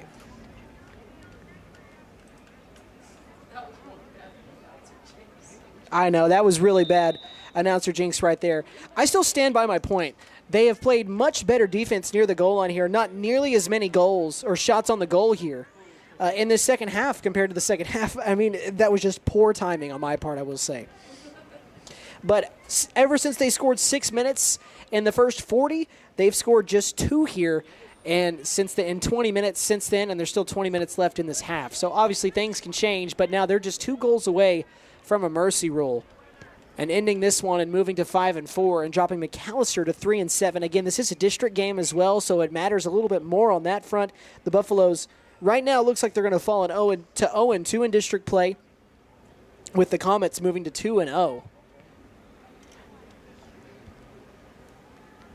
But got to put this one behind you, put it in the rear view as you've got 2 days off with Wednesday and Thursday, and you come right back here to the Hook on Friday. Yeah, you can't dwell on this game. Yeah. Just find something positive to take out of it and continue on. Especially because you're taking on a Shawnee team that just had the same exact thing done to them by this Bishop Kelley team. So both teams are, coming in maybe a little wounded from their previous games. I think we've got a handball here by the Lady Buffs. And it's going to be a good game for somebody to get a bounce-back district win. And that's why, as much as this one hurts, and it's going to hurt, you got to be able to put it behind you and bounce back on Friday. It's always, the next game up. Yeah, I'm excited for Friday. Yeah, it's not going to be a bad way to end our week. Yeah, I mean, won't be the end of my week. No, yeah. No rest, as I mentioned about Brandon today, same thing for Nate. No rest for the weary, man. Yeah, 6 games called this week. Yeah, it's a lot of games. Yeah, you're doubling up. Yeah. On Friday, I'll be at the McAlester Eufaula game over at Mike Deek. And then Friday night, I will be here back with Chase for the McAlester Shawnee soccer game. And where else would you be? Nowhere. Home? Nowhere else I'd rather be. Now, if we're a week ahead or 2 weeks ahead and the NBA playoffs are going on, I could understand feeling a little bit differently about that. Yeah. But with the Thunder already locking up the 1 seed, I don't have too much to worry about right now. Very, very true. It's a good life we're living right now. 17:50 left here in this one as the Comets have it on the far sideline near the 20, trying to add on to what is an 8-0 lead here. For McAlester, this would be their second largest shutout loss of the season, as they have lost 10-0 to Claremore, and they also have a 7-0 loss to Catoosa. They're also in danger of being shut out in their 6th game this season. Buffalo's trying to push it up the field, though, and they are, but only one Buffalo in the area, nobody coming to join. And folks, I apologize. We are having some serious issues with the glare right now. Oof, yeah. But that's why you're also listening, as now the Comets are on the push. That one is kicked past everybody right into the hands of Gilbreth. There we go. Right in front of the netting here. So sorry about that. That high archer, it's going to bounce off of Buffalo near the 50. And there's J.C. Williams and some frustration on a miscommunication there. And Buffaloes look a little bit checked out here. The Comets really have not relieved the amount of effort that they've been putting in since that opening whistle here. They have just been attack, attack, attack, just relentless. And it's showing on the scoreboard so far. This is a very good Comets team as they try to add to it with another shot. They can't. Gilbreth with another save. I mean, unless there was some wicked spin on that, if that ball bounces, I don't think it's going in, just from that angle. That's just kind of depending upon how people stat certain things. But Kaylee Knight and J.C. Williams had a pass back and forth here before. Looks like actually J.C. Williams is going to be told she was the last one to touch it. So it's going to be back over to the Comets once again.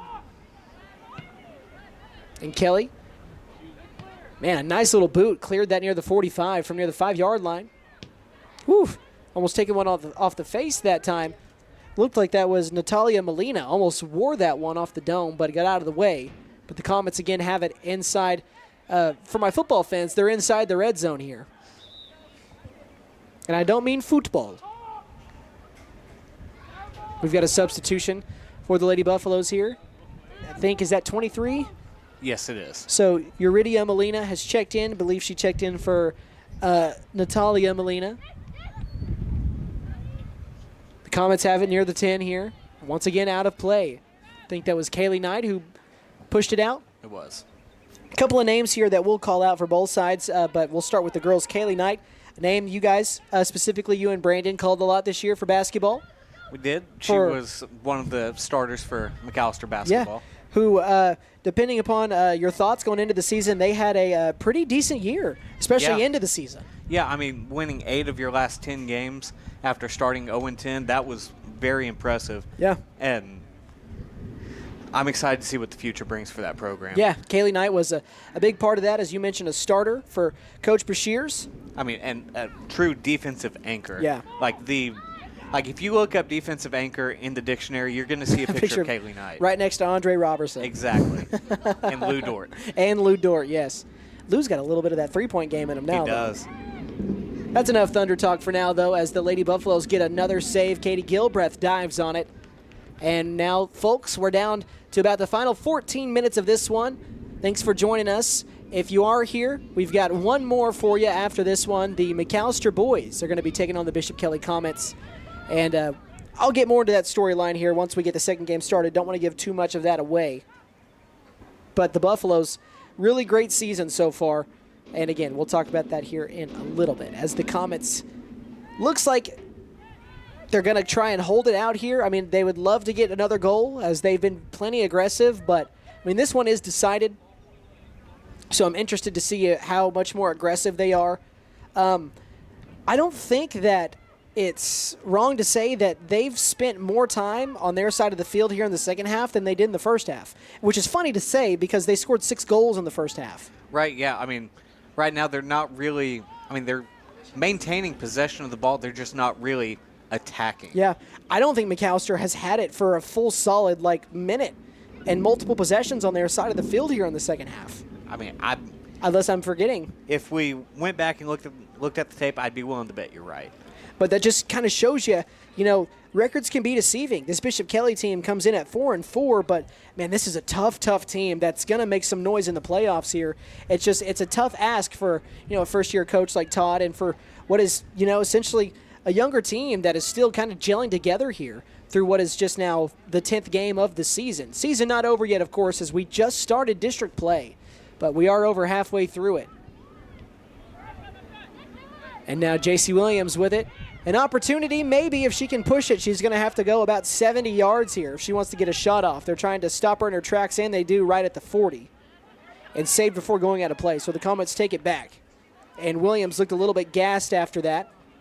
And the Lady Buffalo kind of ran over by a Comet. No whistle. Play continues on here. I mean, that was a truck that would make Derrick Henry proud. Nice job standing up after, as you mentioned, kind of a Mack truck kind of running her over there. But we play on here. Another shot at the goal. Gilbreth with another block. Again, we're well over 30 shots now on the goal here for the Comets. So 37 total then? Yeah, 37 total shots here. And McAlester, much less than that. I don't know the exact number, but we'll see if we can get that figured out. It's technically 2, but the 2 were just clear outs. There weren't really shots. Okay. So kind of depends on how you score it. Yeah. So anywhere between 0 and 2. And the Comets are now, we've got a lot of walking here by the Lady Buffaloes, though, and I think we've got some coaches on the sideline not too happy about it. That's just kind of what I'm seeing here. But the Lady Buffaloes, I will say, they just kind of look dejected in this one, down 8-0. And that's the thing. You can't do that even when you're even when you're down as much as you are right now. You have to keep fighting because you never know what can happen in a game. Yeah, you really never can know. Again, you're trying to build on something because the season doesn't end here. You've got another district game on Friday. Again, you just started this district slate, and I'll get the schedule pulled up here in a second, and we'll talk a little bit more about that as this one rolls along, as the Comets have one go out of the back of the end zone. But for McAlester here, again, district play just started. They fell to Edison Prep. That was back on the 3rd, so just 5 days ago. But they've got Shawnee on Friday. Then they're at Will Rogers on the 15th. And I believe Will Rogers, the girls, only 2 games listed for them on their OSA rankings page, so we'll see. They then have Coweta here at home. They go to Nathan Hale on the 22nd of this month, and then they get Durant at home to close out the season. So after today, you've got 5 district games left. So again, plenty to play for here in the district. You can still end the season. Even if you lose this one, you can end the season with a winning record on the district side of it. And I think you could even end up with a winning record total. They would be at 8-7 if they won the last 5 games, and they would be at 5-2 in district play. So again, a lot to play for here as we are now into the final 10 minutes of this match. Lady Buffaloes are trying to get out of this one and get rolling on to Friday. Bledsoe near the midfield line. Her and J.C. Williams kind of playing a game here, but Williams can't grab the soccer ball as it's booted around out of play near the McAlester bench at the 35-yard line. So possibly an opportunity to get something at least going towards the net here. Right. You just want to get some kind of positive momentum going into Friday. Whether it be just a shot or whatever it has, whatever have you here, just got to get some kind of positivity to build on. As Bledsoe has it taken away from her and kicked out of play. So the throw in, McAlester has it, and the Comets take it right back.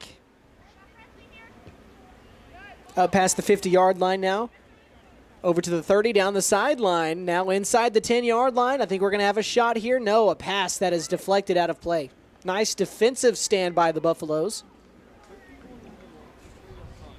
She had somebody neck and neck with her the whole time defensively. That was Trinity Williams making that play. Nice job by Williams on the clear out.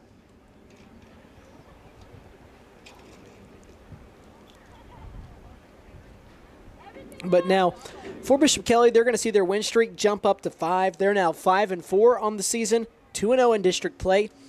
McAlester now sees their losing streak drop to just 2 in a row.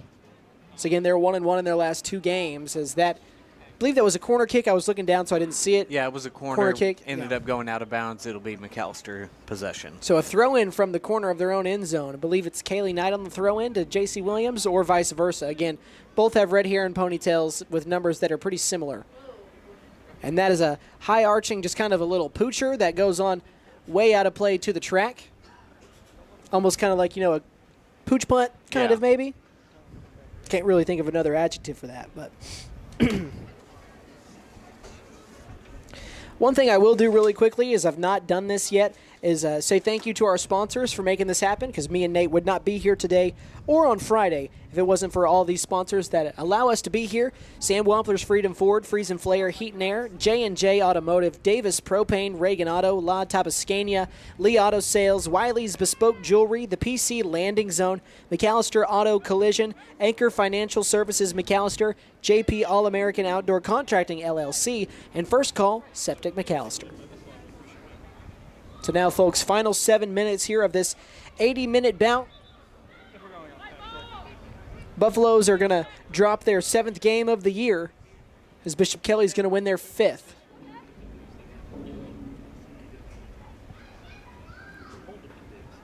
I believe the Comets have it here at the goal line. Just right near the goal line they do. So I will say, though, if you're going to take away some positives here, the second half was played much better defensively. Oh, 100%. The biggest issue, though, is still nothing going offensively. I mean, of the 80 minutes, if you had to take a guess here, how much time do you think was spent on the McAlester side? I mean, just total.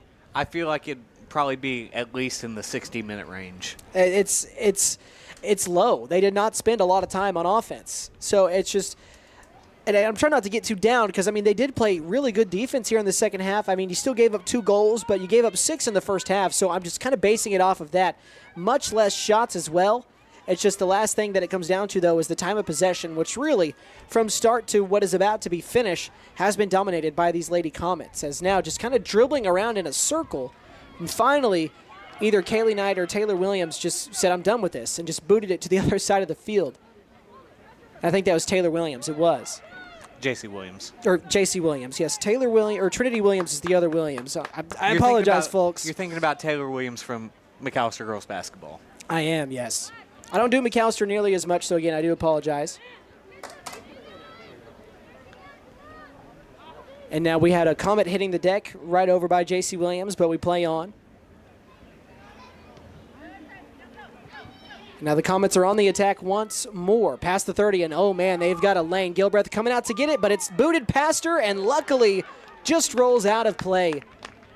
Just a little bit too much on it, trying to get it past Gilbreth, allowed it to go on out of play, and that saves what would have been the 9th goal of this game. And I'm not quite sure. I know that baseball is a little bit like this just in terms of, runs scored in district matchups. I don't know if that plays a part in the standings once we get towards playoff time. I would have to believe it does. I would assume as well, goals scored in district play. I mean, that has to matter. Oof. That one coming off the boot of Fernanda Barajas caught a Comet, looked like in the face. But now they're trying to go on the attack again. And we're kind of just playing within this 20-yard line here. Another shot to Gilbreth is saved. And she's got a high archer, not too deep, goes out of play right near the 35. So the Comets get it right back.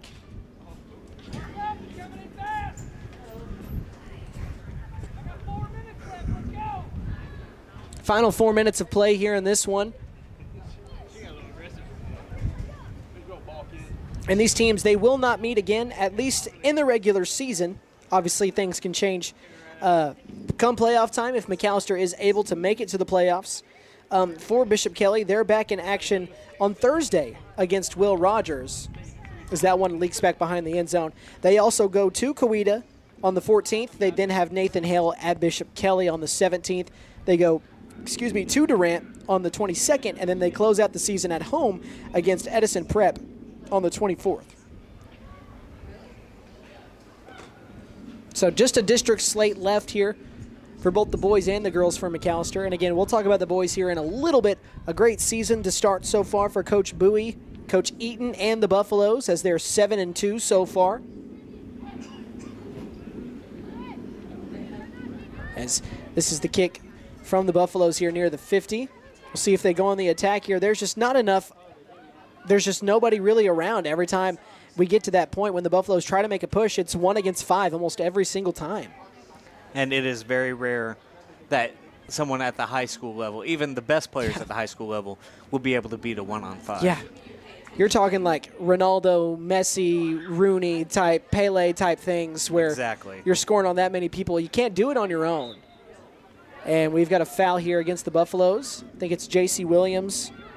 And I apologize, folks, for having some issues with the focus again.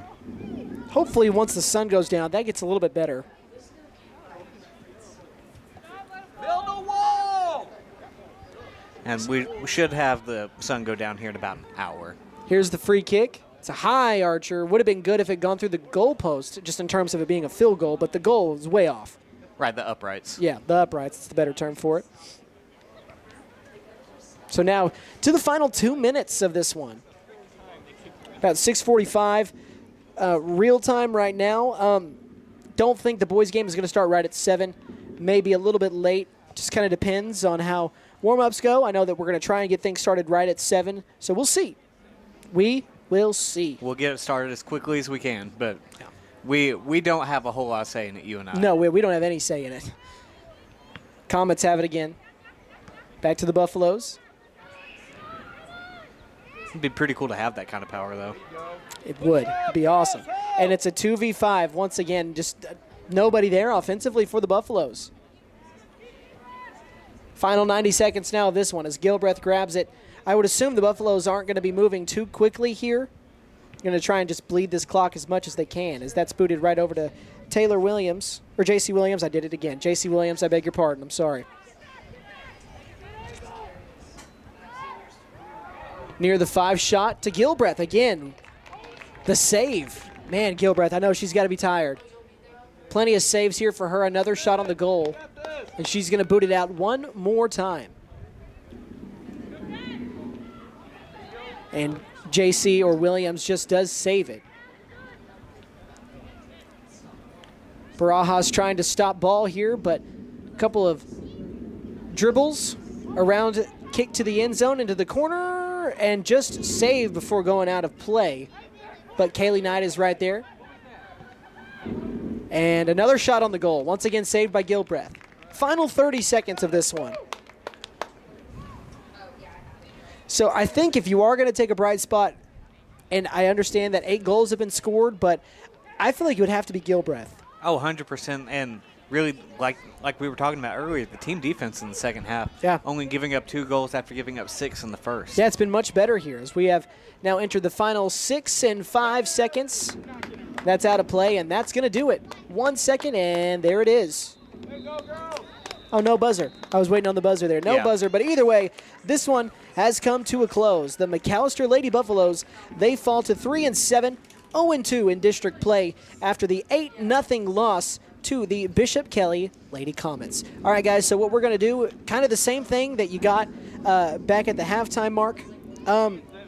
You're going to get an extended break here, and we're going to come back just about before the start of the boys' game. I will say, though, before we do that, Nate, we might as well break down, just kind of go back through the goals of this game before we go back to commercial. Just for those of you that may have missed it or were not here for the first half, the McAlester Lady Buffaloes, they fall 8-0, and really it started in the first 5 minutes of this one. Bishop Kelley, they got things going at the 5:29 mark. That was their first goal, and now after that they scored at the 12:05, 13:16, 29:50, 31:30, and 35:59 marks all in the first half. So 6 goals in the first 40 minutes, but then just 2 goals in the final 40 minutes. They scored 2 in the second half, one at the 53:09 mark and the other one at the 59:46 mark. So again, I mean, we really don't have to get too repetitive. We both have kind of talked about what we thought were the positives in this one, and really the only thing left to say now, I guess, is just try to bury that one and bounce back on Friday. Yep. 100%. So with that one, we are going to go ahead and move on to the second game as the Lady Buffaloes lose to the Comets 8-0. Once again, we've got the McAlester boys. The Buffaloes coming up next as they're going to be taking on the Comets as well. Looks like about 13 minutes, so it looks like we're going to start at 7. All right. So we're going to take about an 8-minute break here, come back just before the start of this one, and we'll get you prepped and ready to go for game number 2. You are listening and watching McAlester Radio's coverage of McAlester Soccer on our McAlester Radio YouTube page. Hey guys, it's Sam from Sam Wampler's Freedom Ford in McAlester and Eufaula. With 2 locations to choose from, we have close to 200 vehicles on the ground and coming in. And with vehicles starting at $29.95, we have something for everyone. And if you need parts or service, we are loading up at both locations to serve you better. Plus, with our mobile service van and our pickup and delivery, we can help you with sales and service no matter where you are. So come see us at Sam Wampler's Freedom Ford in McAlester and Eufaula and let us make it happen for you. Ready for a home run in comfort? Freeze and Flare Heat and Air LLC is always ready to step up to the plate. Whether it's beating the summer heat or staying warm through the winter chill, they're your go-to team for fast, reliable HVAC service. From quick repairs to expert installations, they ensure your home stays comfortable year-round. Don't despair or let your comfort sit on the bench. Call Freeze and Flare Heat and Air and keep your home out of the trench. We're licensed, bonded, and insured. Mechanical license number 0014445. And with our convenient online booking, it's never been easier to get the comfort you deserve. J&J Automotive repairs gas and diesel vehicles. Big or small, we work on them all. They offer general and diagnostic automotive services, but that's not all. There's electrical repair, engine and transmission replacement, module replacement, and reprogramming. Foreign and domestic vehicles are welcome. Ask about our nationwide warranty and roadside assistance. First responders and all military receive 10% off. Come see Jeremy, Sabrina, and the guys at J&J Automotive in Krebs. We push them in, and we drive them out. Check us out on Google and Facebook. Davis Propane in Savannah. We are family owned and operated and have been in business for over 40 years. Davis Propane in Savannah is a full service propane company including delivery service and installation. We serve Pittsburgh County and the surrounding areas. Davis Propane in Savannah. Give us a call at 918-423-0945. That's 918-423-0945.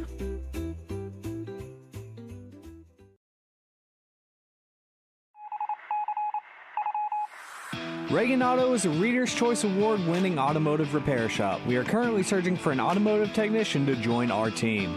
We're looking for someone who is energized and ready to provide quality service to our customers. Our ideal candidate will have technician experience of at least 1 year. If you're interested in this opportunity to work in a fast-paced atmosphere, email your resume to reaganauto.ok@gmail.com.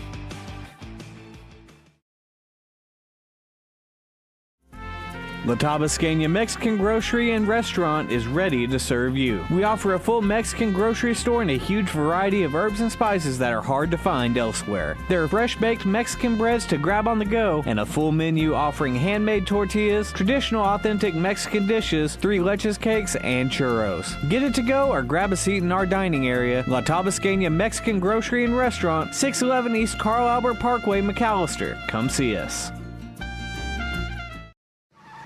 Lee Auto Sales wants you to celebrate Easter with them and enter to win this Blackstone grill and tailgate kit from now until April 30th. Come in and fill out an application for 1 entry. Buy a vehicle and get 2 entries. The drawing for the Blackstone grill and tailgate kit will be on April 30th at 6:30 p.m. live on our Facebook page. Come by our new location at 2431 North George Nye Expressway in McAlester. Lee Auto Sales. We sell quality, not quantity. Let us help you. Call 918-423-7887. Visit us online at leautosalesok.com. Wiley's Bespoke Jewelry Spring into Summer Sale, April 7th through the 19th. We're turning up the shine with 30% off our handcrafted one-of-a-kind pieces. Stunning engagement rings, earrings, bracelets, and necklaces. There's never been a better time to treat yourself or someone special. Whether you're celebrating love, milestones, or just needing something new for your summer outfit, make unforgettable moments with Wiley's Bespoke Jewelry. 1117 East Wade Watts Avenue, McAlester. Shop online at our Facebook shop. Nothing's working! Wait, we're not cavemen! We have technology! Are you a business in need of technology help? The PC Landing Zone specializes in device repair, including phones, tablets, computers, as well as networking installations and troubleshooting, cloud backups, VoIP phone systems, structured cabling, and more. Give us a call at 918-820-4188 for your local one-stop shop for all your technology needs. McAlester Auto Collision. That's who you want after the event. McAlester Auto Collision makes everything all right with full service paint and body work, affordable collision repair, frame straightening, and a warranty. Insurance claims are accepted. You have the right to choose your body shop. We hope you'll choose us. We give free estimates. Call 918-715-3173. We're McAlester Auto Collision, 3804 North 5th, McAlester. That's 918-715-3173, and see us on Facebook. When you need help, we answer the call. We're Anchor Financial Services of McAlester, providing secured and unsecured loans that feel more personal. Use your tax refund for a down payment to get the vehicle you want instead of settling for just what you can get. We specialize in helping people that the banks can't help. Large or small loans available. Apply today at anchorfinanceb.com or stop by and see Linda Martin and Jennifer Johnson Monday through Friday, 8:30 a.m. to 5:30 p.m. at 303 South 5th Street, McAlester. Celebrating 10 years of excellence. JP All-American Outdoor Contracting and Construction is your trusted partner for expert tree removal, high-end fences, decks, and custom construction. Serving Oklahoma with quality, safety, and reliability. We're here to transform your property. From emergency tree services to dream builds, we do it all. Call today for a free consultation and experience the difference. 910-568-8770. What cologne are you gonna go with? Oh, I have this new one. La Odeur. Stings the nostrils. Ron, shut up. Here she comes. What is that smell? That's the smell of desire, my lady. No, it smells like a used diaper. You wouldn't want your cologne to overpower anyone, so why should your bathroom? At First Call Septic, appointments are available 7 days a week. They are family owned and operated and strive to provide quick, professional, and friendly service. That's First Call Septic Services, LLC in McAlester. Call 918-423-8250.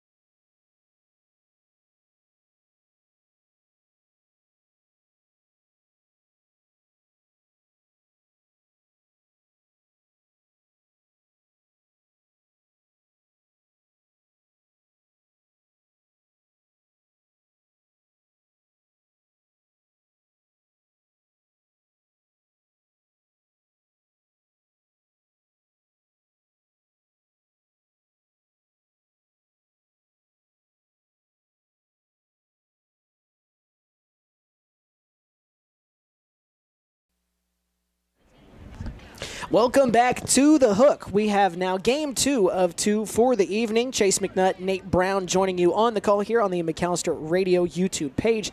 In this second one, we've got the McAlester Buffaloes coming in at 7-2 for the boys, although 0-1 in district play. They're taking on the Bishop Kelley Comets, who are 1-8 on the season, 0-1 in district play. For the Buffaloes and for the Comets, they're both coming in on a losing skid. For the boys, they've lost just one in a row here. That was the game against the reigning state champ for Class 5A in Edison Prep, where they lost 3-0. And I know Coach Bowie said that game was actually closer than what that score represents. Right. And again, Edison, that's kind of the team that you're chasing here in 5A. For the Buffaloes, though, that was their first loss since the season opener when we were back here back on March the 4th when they took on Heavener, and they lost that game 2-3. And I mentioned Edison, they won that 5A title last year. For the Buffaloes, they had previously won 7 games in a row, and during that 7-game win streak, Nate, they outscored their opponents 21-6 in that time frame. That includes a 7-0 win over Tulsa McLean. Chase, is that good? I don't think it's bad.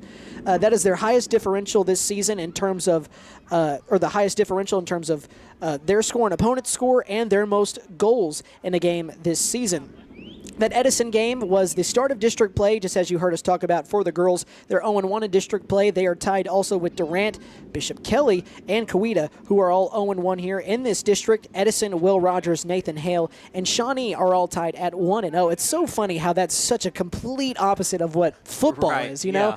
Because if I told you in football that Edison, Will Rogers, and Nathan Hale were undefeated in district play in football, you would want to know what like, year is it it was. week 1? Or? Yeah, is it week 1? Like, is Aaron Rodgers undercover playing for one of these teams or something? But no, in soccer, again, Edison, Will Rogers, Nathan Hill, and Shawnee are all 1-0 in district standings for McAlester. I mentioned it for the girls as well. They only have district games left to close out this regular season. This one, as also for the girls, for the boys, is also followed with Shawnee on Friday, which we will be back here for. For the boys, they're averaging just under 3 goals per game at 2.5 per game. And just like the girls, they did not play Bishop Kelley last year, as Bishop Kelley had 1 year that they spent in 6A, and Bishop Kelley won that game 6-0. Of the 7 wins for McAlester this year, 5 of them were decided by 1 goal. The other 2 include a 7-0 win and a 3-1 win. So they're not blowing anybody out, but they're winning games. They're 7-2. That's all that matters. Yeah, you can't complain about that. And winning close games, I would argue, is honestly even better once you get to the playoff side of it, because the pressure is so much added once you get to that side of it, and having experience in that many one-score games, I think it's going to bode well for him as this rolls along. I think you're exactly right. And very quickly, I'm going to try and get over here to the BK side, which I think they're about to announce starters for the boys. Nate, I'm going to pass this pin to you. Good luck. Yeah. Good luck. I'll go ahead and turn that down here. So over on the Bishop Kelley side, let me go ahead and get things started for the Comets. The boys are 1-8 on the season. They're 0-1 in district play. They have lost 3 games in a row as well. So combined, these teams have lost 4 games in a row. For the Comets, their only win is against 4A Victory Christian 1-0, and that was back on March the 28th. And just like McAlester, where I mentioned 5 of their games, of their wins, were decided by 1 goal, conversely, for Bishop Kelley, 5 of their losses have been by just 1 goal. They lost 0-1, 1-2, 1-2, 1-2, and 1-2. So of their 5 of their 8 losses are by just 1 goal, and 4 of the 5 are 1-2 games. Wow. So that's the complete opposite side of the coin there. They went 5-8 last year. It's an inverse of the girls, who went 8-5. They did not play McAlester or make the playoffs last year. They had not played any 5A teams, for that matter, either last year. They have not scored. This was the interesting thing that I saw. Bishop Kelley has not scored more than 1 goal in a game this entire year. Wow. They have scored just 7 goals all year, and they've played 9. That means they were shut out in 2 of those matches. So for the Buffaloes, you got to feel like, at least on paper, that you got a good chance of this one. Yeah, 100%. And this is a chance where you can kind of separate yourself and in the sense where I mentioned you have 5 1-goal wins. You can kind of spread that out a little bit here, build some confidence now into district play. I know you lost that game against Edison, but again, that's kind of the cream of the crop here in 5A, and I would say McAlester is just right there behind them. Right. So it starts tonight with a win, and you carry that on over into Shawnee on Friday, who is 1-0. So far in district play. So that can actually move you up the ladder here as we've got the battle of the 0-1s here. So somebody's going to get their first district win in this one. And Chase, I hate to break it to you, they did not bring starting lineups up here for Bishop Kelley. All right. Well, if we've got any Comet fans listening, we don't have a roster for you guys, starters, so I do apologize. You're not going to hear any names. It's just going to be on the McAlester side of it, which works out for probably the majority if you're watching us on the McAlester Radio YouTube page. And don't forget, actually, Nate, I'll go ahead and let you give this update real quick. Well, and McAlester ended up taking the lead in the top of the 6th, and they have extended their lead in the top of the 7th. It is now 7-4 in favor of your Buffaloes, looking like they are potentially on their way to their district sweep of Tahlequah. Yeah, and that's going to be 2 wins in a row. I mean, I don't know if they've won 3 if you go past that in a row, but I know at least this week they're going to be 2-0. But we're underway. The Buffaloes get possession first in a sky-high kick down near the 20 here as the Comets, wearing their white on white, just as the girls were for McAlester, wearing their black on black. They've got gold stripes on the front of their jerseys with their gold number outlines on the back. So I do apologize if I don't catch a name here. It can be difficult to see on the back of these jerseys here for the boys. But now we're rolling along here with the Comets, who now boot that out of play near the 50. And I apologize, folks. We're going to be zoomed out for a little bit because that glare is just, it keeps sending it back to just absolutely nothing.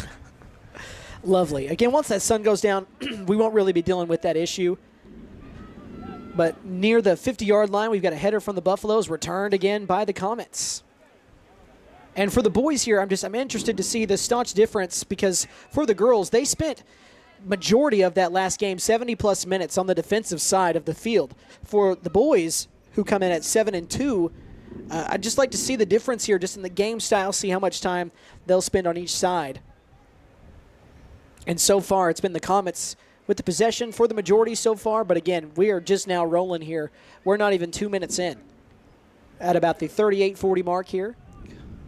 And if you are just now joining us, the girls lost game 1, 8-0 to Bishop Kelley, and now the boys are here for the nightcap. And once again, we are here at Hook Hills Stadium. And man, nice play getting down and kind of looked like they got into the splits there for the Comets, but McAlester back with possession here down the right sideline at the 20. A nice pass, but it's going to be way too strong off the leg of a Buffalo here as they were attacking near the goal line, out of play. So now it's back to Bishop Kelley. That was an opportunity there for McAlester, but not a shot on the goal, as now we are 2 minutes in. And I don't know if we mentioned it earlier as we were going through the warm-up side of it here, but for McAlester, starting as they're trying to just clear things out back to the goalie here, but starting off here for the lineup, they've got Jaime Fernandez, Luke Clark, Diego Espinoza, Jaime Carranza, Samuel Lopez, Christopher Lopez, Ronaldo Martinez, Juan Medina, William Alejandro, Pablo Rodriguez, and Tomas Reynoso. That is the starting 11 here for the Buffaloes. And again, we don't have a roster or a starting lineup here for the Comets, so we don't know on their side. As they're pushing towards the goal, and that's cleared out by a Buffalo, by Jaime, I believe. Okay. So that was Juan Medina who kicked that out. And so now the Buffaloes have it here. Here is Fernandez with the boot inside the end zone here on the left side of your screen. That one's going to fly, man. Quite the leg. That's on the opposite 40. That's a 60-yard kick just about as the Buffaloes are pushing on the right side. And that one is cleared out behind the end zone. That was Luke Clark there on the attack.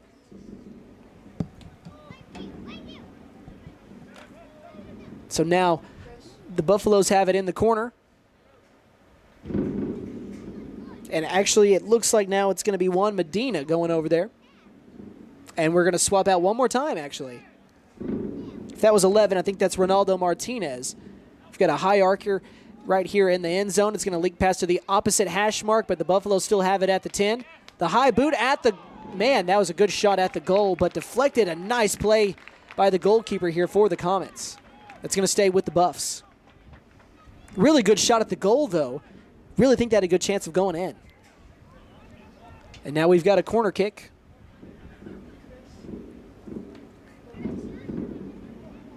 So Chris Lopez with the boot. It's a high one. It's kicked up by a Comet. We're still inside the 10-yard line here. The Buffaloes retain it. Chris Lopez, the shot at the goal. Nice save by the Comets. Just about 5 minutes into this one. A couple of shots here for the Buffaloes. The Comets still have not had one yet. They did threaten at one point, but nice defensive play by Juan Medina to clear that out. As now, Buffaloes have it at the 35. That was Ronaldo Martinez on the pass. And here come the Comets. No, the Buffaloes, they're going to boot that out of play about 10 yards back from where we were. So the Comets here with possession. Again, wearing their white on whites. They've got red numbering and lettering on the front and the back. For McAlester, the numbers only on the back side here. They've got the gold stripes, not quite pinstripes, because they're much thicker than that, but they have the stripes down the front side as the Buffaloes are pushing now. It's at the 20 now. And we do have a hard kick, but it's deflected near the 5 here by the Comets. It's back out near the 30. Two-man game back and forth. As we have one that's going to leak into the end zone, but too far past any Buffaloes into the hands of the goalkeeper here for Bishop Kelley as they'll clear it out here.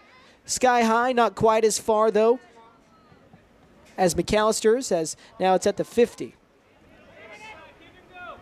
So once again, it's Chris Lopez with it, and we've got a foul. Right near the 36. That ball is going to be placed, so looks about at the 30.5-yard mark. I know that's not officially a yard mark, but it was booted back. Now it's at the 35. And man, that glare just already makes it harder to see than what it is from up here. Kick comes right back out towards the 35. Comets have played pretty nice defense so far.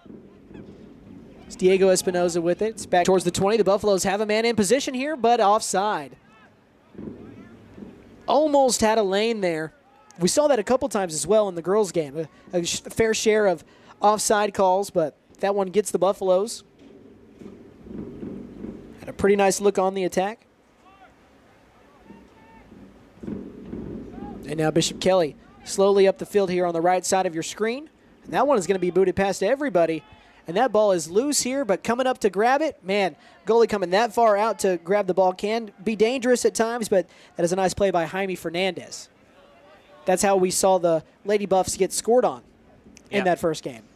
That happened to Gilbreth. She came out past the goal line to try and grab the ball, and the Comets ended up taking advantage of it and scoring. But still no score in this one. We've got goose eggs, and we're just over 7 minutes into this first half. Couple of headers back and forth. Diego Espinoza getting the last of which. And it's back near the mid-goal line, or excuse me, the midfield line. And now the Buffaloes are attacking again. And the shot is good as the goalie had to come out to the 10.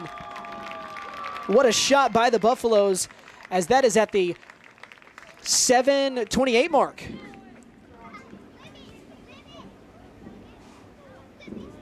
And that is Jaime Carranza. And now the boys take their first lead of the game, and it's 1-0 here. Not even 10 minutes into it. The Buffaloes get things started. Again, of their wins this year, make sure I have this stat right so I don't mess it up. Of their 7 wins, 5 were decided by 1 goal. This is a chance to kind of add to that against a 1-8 struggling Comet club, and so far it's starting out in the Buffaloes' favor.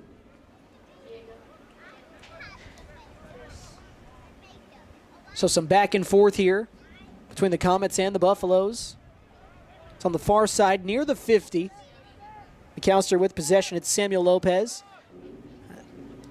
And that's just booted all the way back here over to Jaime Fernandez. And Chase, I'll say I'm ready for this sun to set. Yeah, I'm with you. I understand. If you're with us on the YouTube stream, I apologize. It's just we can't really control the sun here we're trying to work past it. But that's why you're listening. We're keeping you guys updated on everything happening. And we're near the far goal line here on a throw-in for the Comets. It's a high looper that falls in near the hash line, and we've got a header. And it's cleared out. Back way out of touch here near the 20. So a little bit out of that danger zone. It's actually closer to the 10 than I thought, standing near the 12. And running in, and that throws from the 9. Right into the noggin of a Buffalo, though. Shot at the goal is off kilter to the right. Believe that's the first shot on the goal here in this one for Bishop Kelley. I believe you're right. They had a chance earlier before Juan Medina made a good defensive play to clear it out. So that's the first shot on the goal. And conversely, McAlester, believe 3 or 4 shots and a goal already as they lead at 1-0 here. And trying to cross over a buff and falling down again, tripping over the soccer ball. And now McAlester has an opportunity. But a nice takeaway there on the slide tackle. But McAlester once again with it at the 45. Diego Espinoza down the right sideline, boots it up near the goal line, and coming out to grab it is the goalie here for Bishop Kelley. Now 10 minutes into this first half. Still 70 minutes of game time coming, so still this is anybody's game. It's a high arching kick that bounces near the 44. And the Comets are trying to attack here, but they don't have the numbers. It's a 4-on-2, and shot opportunity from the 10 is off to the left. It goes into the other net, back over by the track and field equipment, but yeah, that one doesn't quite count. No, yeah, not the right one. So now that goes back to McAlester here. Jaime Fernandez, the goalie with the kick. 29:37 is where we're at on the clock. That one lands near the opposite 40. So again, another near 60-yard kick. We're at the 35-yard line here, going back and forth. Booted over to the near 40. Juan Medina up the field. Over to Espinoza. Far side 20 now. Over to Rodriguez. That's near the goal line now. They don't have the numbers, but a nice pass inside, but a better defensive play by the Comets.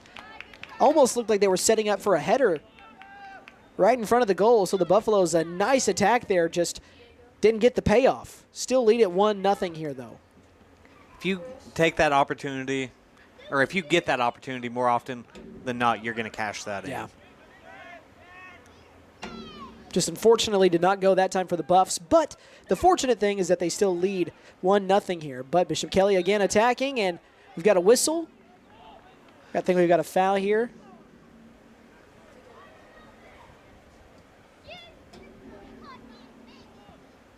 Yeah, and so that ball is going to be placed right at the 15-yard line on this near hash just about here for Bishop Kelley. Bit of a dangerous spot. Yeah, it's a bit of a dangerous spot here. But that's why you build that wall. And again, it's at the 15. Clock is ticking at the 28-minute mark and rolling. That is going to go right off a couple of Buffalo's midsection here and go out of play. It's going to stay with the Comets. Right now, 7:18, and Nate, it's dropped 3 more degrees since I last gave you the update. Hey, I'm fine with that. It is 69 degrees.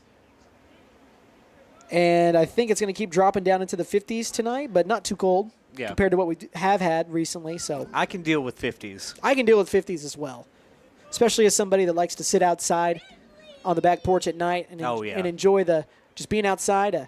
I'll take 50 over 37 any day. 100%. As Fernandez clears it out on the roll-up, and the Buffaloes are pushing up the far left sideline, but a slide to try and knock the ball out of play, but it's missed by the Comets, and the Buffaloes are still pushing.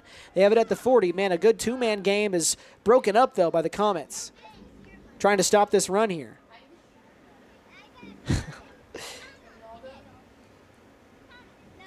Pushing it down the field now. It's down into the end zone. The Buffaloes have it. They're getting closer to that net. Pass inside near the U on the Buffaloes. Back out to the 10. The shot is good from the 5. And I think that's Jaime Carranza is what we've got here. 26:51, so that is the 13:09 mark. He's got his second goal. If he has any more than that, I'm going to run out of room.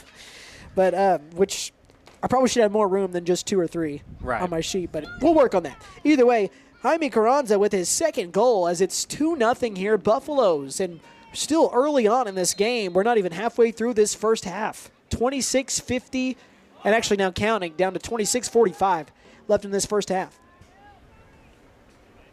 McAlester with a commanding lead here. Of their 7 wins, if you missed it, I mentioned 5 of their 7 wins this year have been by just 1 goal.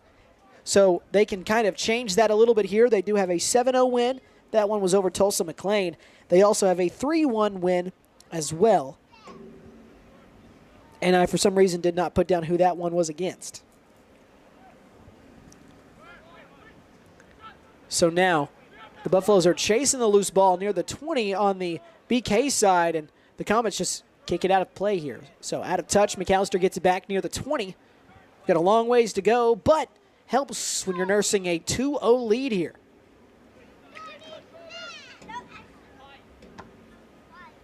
The throw in here, the Comets deflect, but can't take possession back. Buffaloes have it now. Kind of a high kick that ranges behind everybody back into the hands of the goalie here.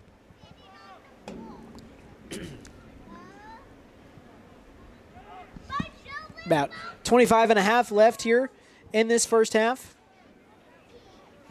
Far sideline now. High bouncer headed back in to the field of play by a Comet. And again, we don't have the rosters for them, so no names for Bishop Kelley.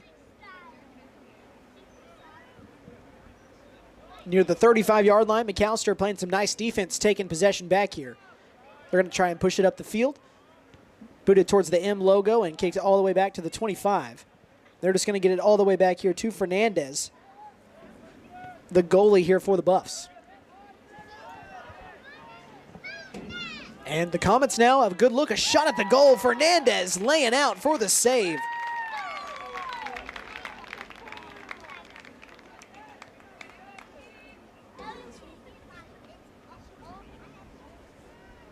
What a play by Fernandez to stop that attack on the goal. Laying out the full extension as well, almost Odell Beckham-esque. That's right. Yeah. Nice play by him. You smiled a little bit too much when I said that.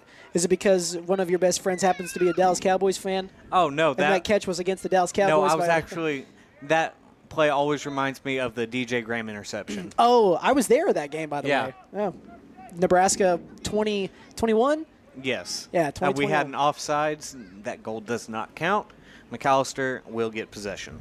So now the Buffaloes retake possession with the 2-0 lead. That is actually probably the most that the Comets have threatened in this one, but McAlester comes away unscathed. Still with this lead. Almost 17 minutes into this first half.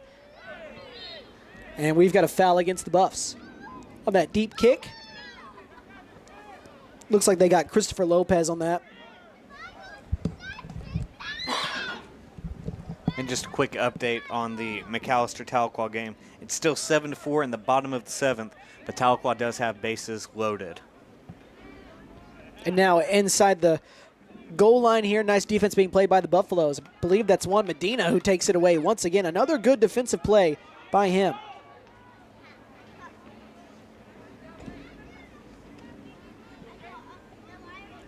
Comets up the middle of the field now at the 20. A shot at the goal from all the way out there. Does not quite get there. And it's official. McAlester sweeps the Tahlequah Tigers 7-4. Tahlequah strands the bases loaded. I'm going to pull a Philip Jewell here.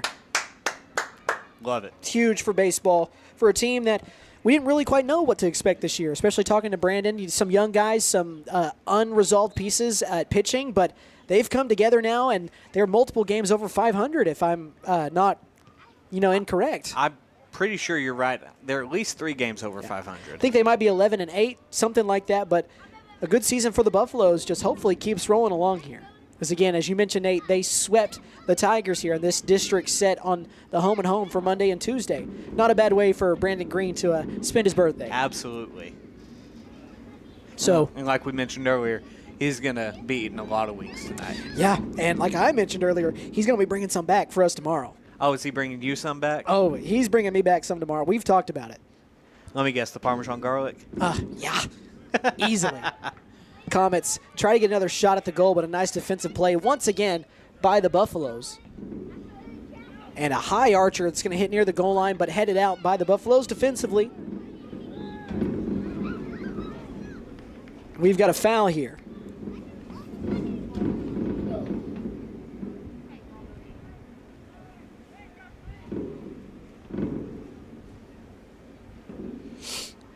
So that ball's going to be placed at the opposite hash 20 from where it was this last time, but we've got another free kick coming. Clock's moving again. Bishop Kelley trying to get their first goal of the game as they trail it by 2. A nice high arching one. I don't think that would have gone in regardless, but nonetheless, Fernandez got the paw on it. Right, and it hit the upright, so immediately dead play. Yeah. So now it goes to the corner kick here for the Comets. That one's a roller that's booted right back out, almost like we were bowling from the corner.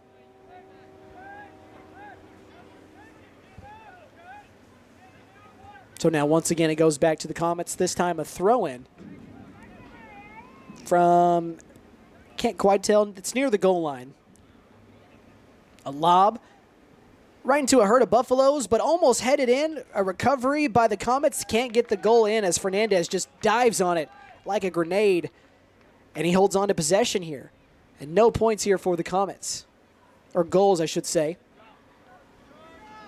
As McAlester still leads it 2-0. Trying to break. And it's not really a streak. They did lose their last game.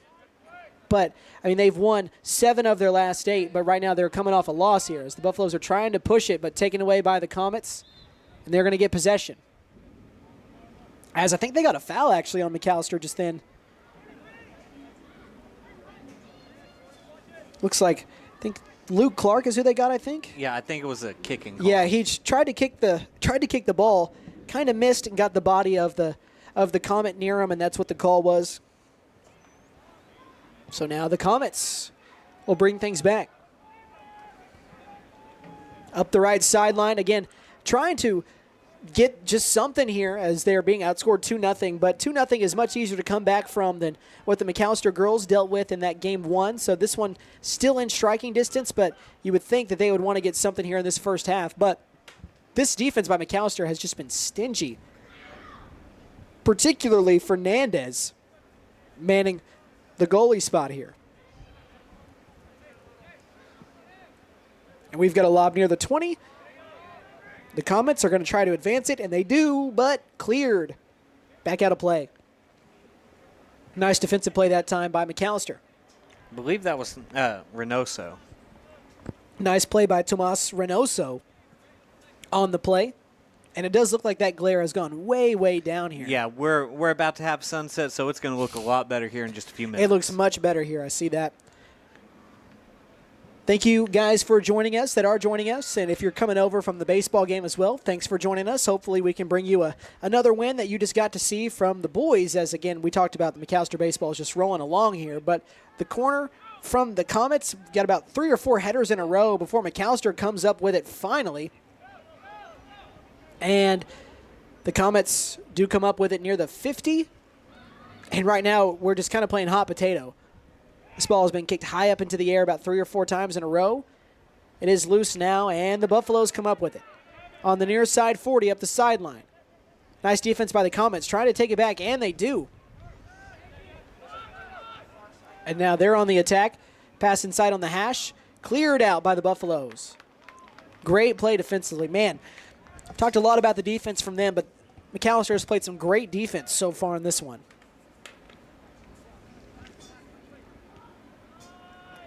Just over 17 minutes left here in this first half.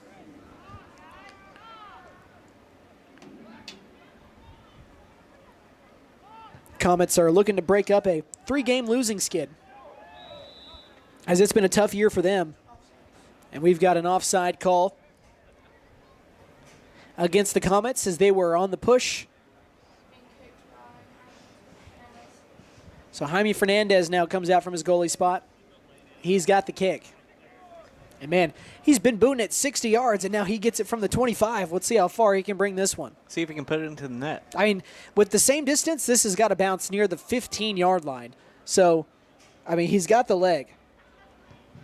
And there is the boot. Not nearly as much arc, but that would have landed near the 15 as the Buffs have it. This near side, Medina, the pass, middle of the field into the end zone. It's grabbed by the Comets as they'll bring it back the other way.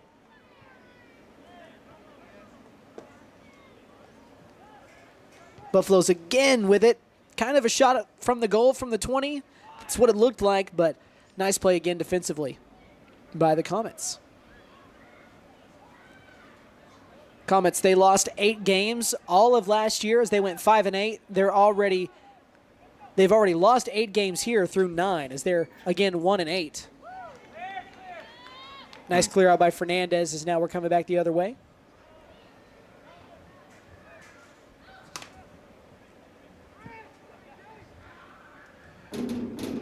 The Comets with it on their own side. They've spent some time down here, and they've gotten some shots at the goal, but it hasn't looked super fluid. McAllister's been at the hip. It's kind of a converse of what we saw in game 1. Yeah, I mean, it's basically the exact opposite of what we've seen from the second half. Coming in, we've got 16, 9, and 33 from McAllister, and I have no idea who's coming off.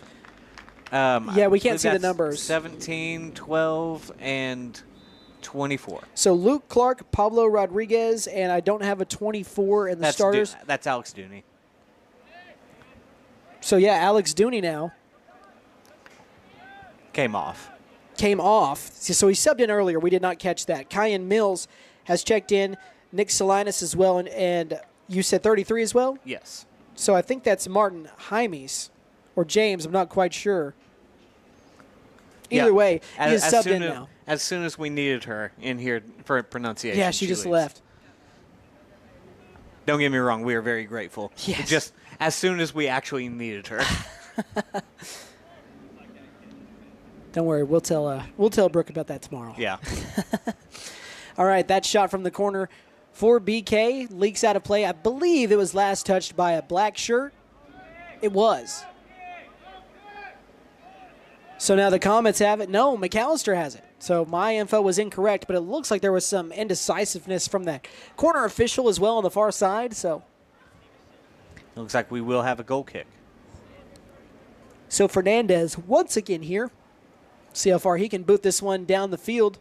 Not quite as much arc on it that time. That was more of a straight line, but would have been around to the 45. So about a 55-yard kick. Still got plenty of leg on him here. But the Comets have not been able to make anything really happen yet offensively. They've gotten some good looks, some shots, some corner kicks, some throw-ins from the goal line. But again, no dice so far.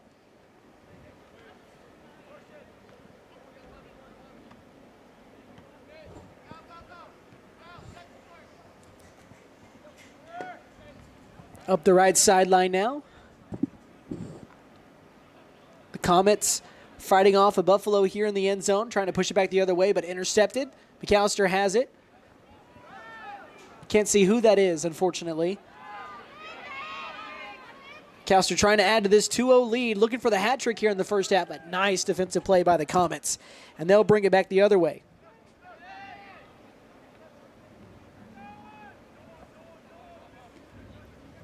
Down the right sideline. And that's out of touch. So that's going to stay here with the Comets.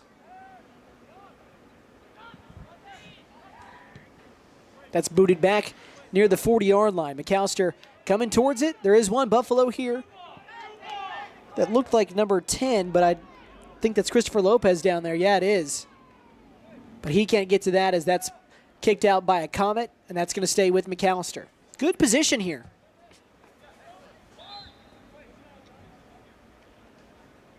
An opportunity to get a shot at the goal, and we've got a substitution as well. Number 17 back in, Pablo Rodriguez.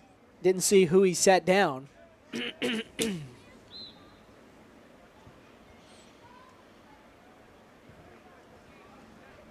Another chance for McAllister here. Yeah, just over 12 minutes in this first half. The throw in, the header, The Comets try to clear it, but they can't. McAllister's there.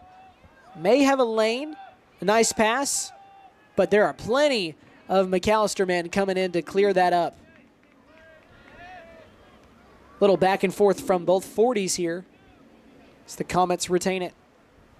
They've not been able to find anything near the goal so far. McAllister has just played this extremely well.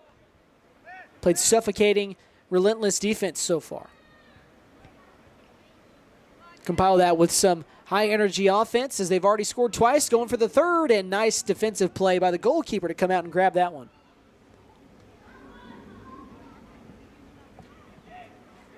Just over 11 minutes left in this first half. Man, I will say, Nate, it's going a lot quicker than what you think. It is going by very quickly. I mean, for us sitting here for 40 straight minutes, it don't feel like that. It absolutely doesn't. And it feels like it's been 15, 20. But you can tell just by looking out. Obviously, it's gotten darker. It's gotten later.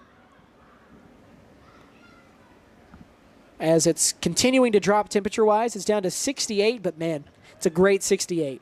Feels fantastic.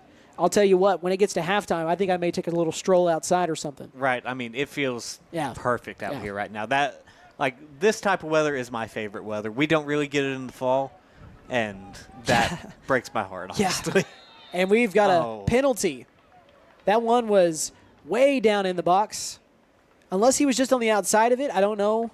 It was very close. It looked close. I believe he was inside the box, though, from where he was at, and that's just a terrible spot to get a penalty. Yeah, looking at where they're setting up, that certainly looks like it's going to be a penalty kick.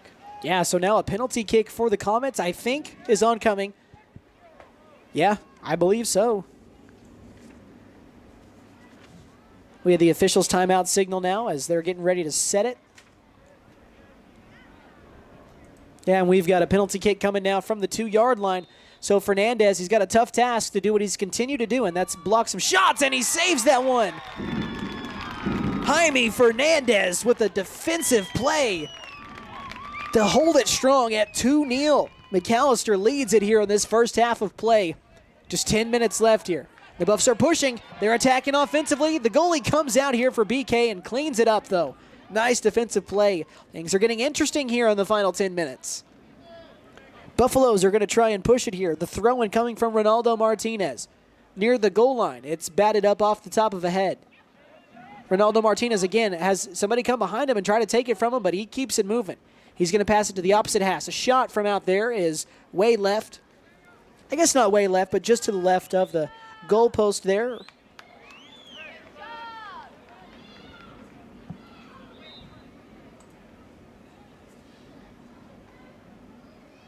We've got a substitution. Number 10 coming in here for McAllister. Looks like that's Christopher Lopez. Didn't see who he got. That is the one downside to no jersey numbers on the front. Yeah. That is the one downside, I will say. They look super cool, though. I've yet to see cooler soccer jerseys. This is only the second high school soccer game I've called, but I do really like the Buffalo jerseys. I mean, it's black and gold. It's pinstripes. What more could you ask for? As now possession coming back for the Comets, streaking down that far hash mark, now inside to the 15 to the 10, but Buffalo's, again, the defensive wall just keeps coming back, and that shot is nowhere close. That's going to get it all the way back behind the track to the fence. See if anybody goes to get that. And you can't really blame him for that shot, just trying to take the open shot when you can. And for anybody wanting to keep tabs, this is a first quarter score. Yeah. The Thunder and the Lakers are tied up at 43 after one quarter. That's just disgusting. If you like offensive basketball, that's the game for you. If you like defensive basketball, you might want to watch something else. Giving up 43 and a quarter is disgusting. That is bad. But it's the NBA. People make shots. That's what happens. I mean, both teams are shooting plus 60% from the field. You can blame Steph Curry. Yep. For the way basketball is being played now. Okay, not only are they both shooting plus 60% from the field, they're both shooting plus 60% from three. I think Shea and Austin Reeves both have 15 apiece from what I saw. That is correct. Good golly. So, yeah, if you're wanting to keep up with the Thunder game, that is the score. We're not going to keep updating you on that as you're here from McAlester Soccer, but I just kind of wanted to talk about that because it kind of just shocked me to see it was 43 to 43. And also, if you're local, you can hear that on K101. Yes, that is correct. Nice little plug there, Nate. As now the Comets again attacking. Under 10 minutes, right around the 7:30 mark. Bishop Kelley is still in this one. It feels like McAlester has kind of dominated this whole first half, but they're down just 2-0 as McAlester. I mean, I say just. I mean, it's hard to score goals in soccer, especially for Bishop Kelley, a team that has not scored more than 1 goal in a game all season long. So if you're basing it just off that, then McAlester has won. But that's why you don't do things like that. Anything can happen. Yeah, no, there's still 37 minutes left, or 47 minutes left to play. Yeah, they're not, once McAlester went up 2-0, they didn't just say, all right, guys, this is over. They're playing along, and we're still here with them as the Buffaloes are going to try and push it. And maybe an opportunity and offside. Every time. Yeah, just a step ahead. Yeah, every time tonight we've seen something like that for either the boys or the girls game. We've seen a good amount of offside calls. So now it's going to go back to the Comets. And the kick's coming from the 38. Still some waiting around here. And there is a deep one at the 15, but the Buffaloes again are in the area. Comets now back near the 25. At the 20, near side at the 10, 15, and shoved down by a Buffalo. Didn't get away with it. I think that was Chris Lopez trying to get away with one. It was not. I can't see the numbers. So Comet is still down. I don't know if he's fixing his equipment or tying his shoe. Yeah. It looked like he's just tying his shoes. I didn't know if he was holding his ankle or what in that position, but yeah. Good catch.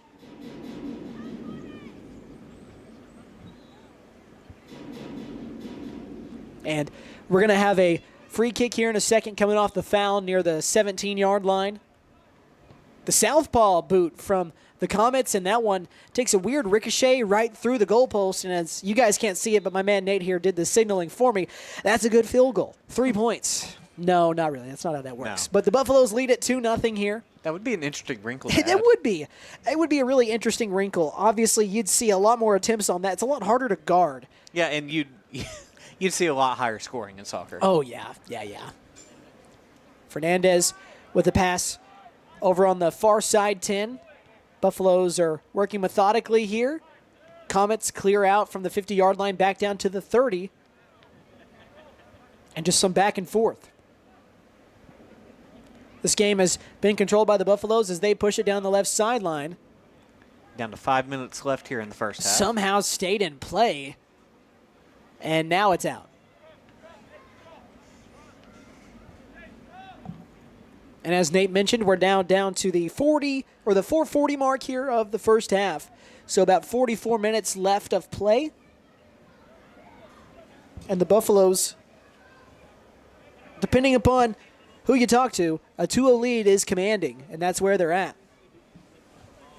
We've got a corner situation over here. Corner kick for the Buffaloes. Not a high arcing one, goes right off the forehead of a Comet here, but saved by McAlester. Near the 30. And the Buffaloes still have it on the far 25. The skip pass gets all the way into the hands of the goalie here for BK.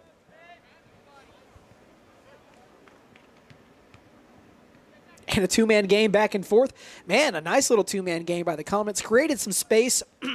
Didn't really go anywhere, but yeah, worth a shot. Still looked cool, though, yeah. The back and forth. As somebody who's not very skilled with their feet like that. Not very good at kicking a soccer ball. We do have a foul on Bishop Kelley. Yeah. So McAlester gets it back here on the, see where they set it, right at the 40. That was set down by Medina.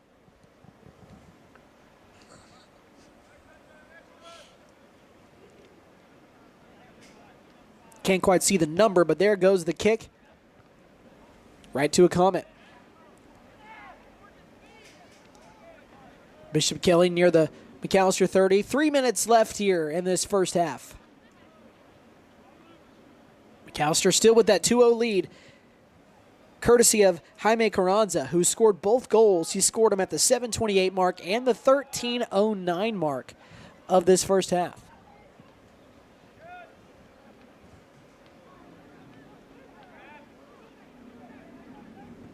Comets are pushing it. They have some numbers. Fernandez goes out to get the ball. He's being shielded off, and he's trying to just knock it out of play. Man, he hit the deck, though, courtesy of a Comet, but no call. Instead, it's going to be out of the corner or just in the end zone. It's just near the end zone. It's a throw-in. So Comet ball here.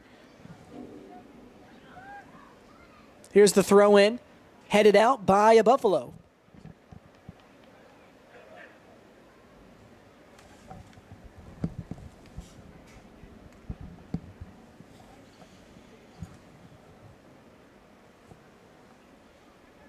So now it's going back to the corner. We may have a kick here instead of a throw-in. I think that's exactly what we have. So a corner kick now coming for Bishop Kelley. That one's kicked high. Man, that was a good spot for it, but just over the head of his fellow teammate, and that goes out of play. Last touched by a Comet.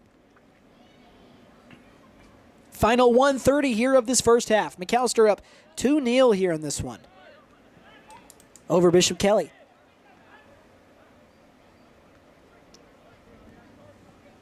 Taking their time. The Buffaloes don't have to really be in any urgency here. What you want to do, though, is not give up a goal this late in the half. And they're trying to push it here now. The Buffaloes have it on this right side here near the hash mark. Cleared out a bit by the Comets. And they'll push back the other way. They don't have the numbers, being outnumbered 3-2. Nice defensive play by McAlester, but the Comets again pushing, and that's going to go into the hands of Jaime Fernandez. Final 50 seconds of this first half. McAlester holding on to that lead. And again, the temperature continues to drop here, down to 67.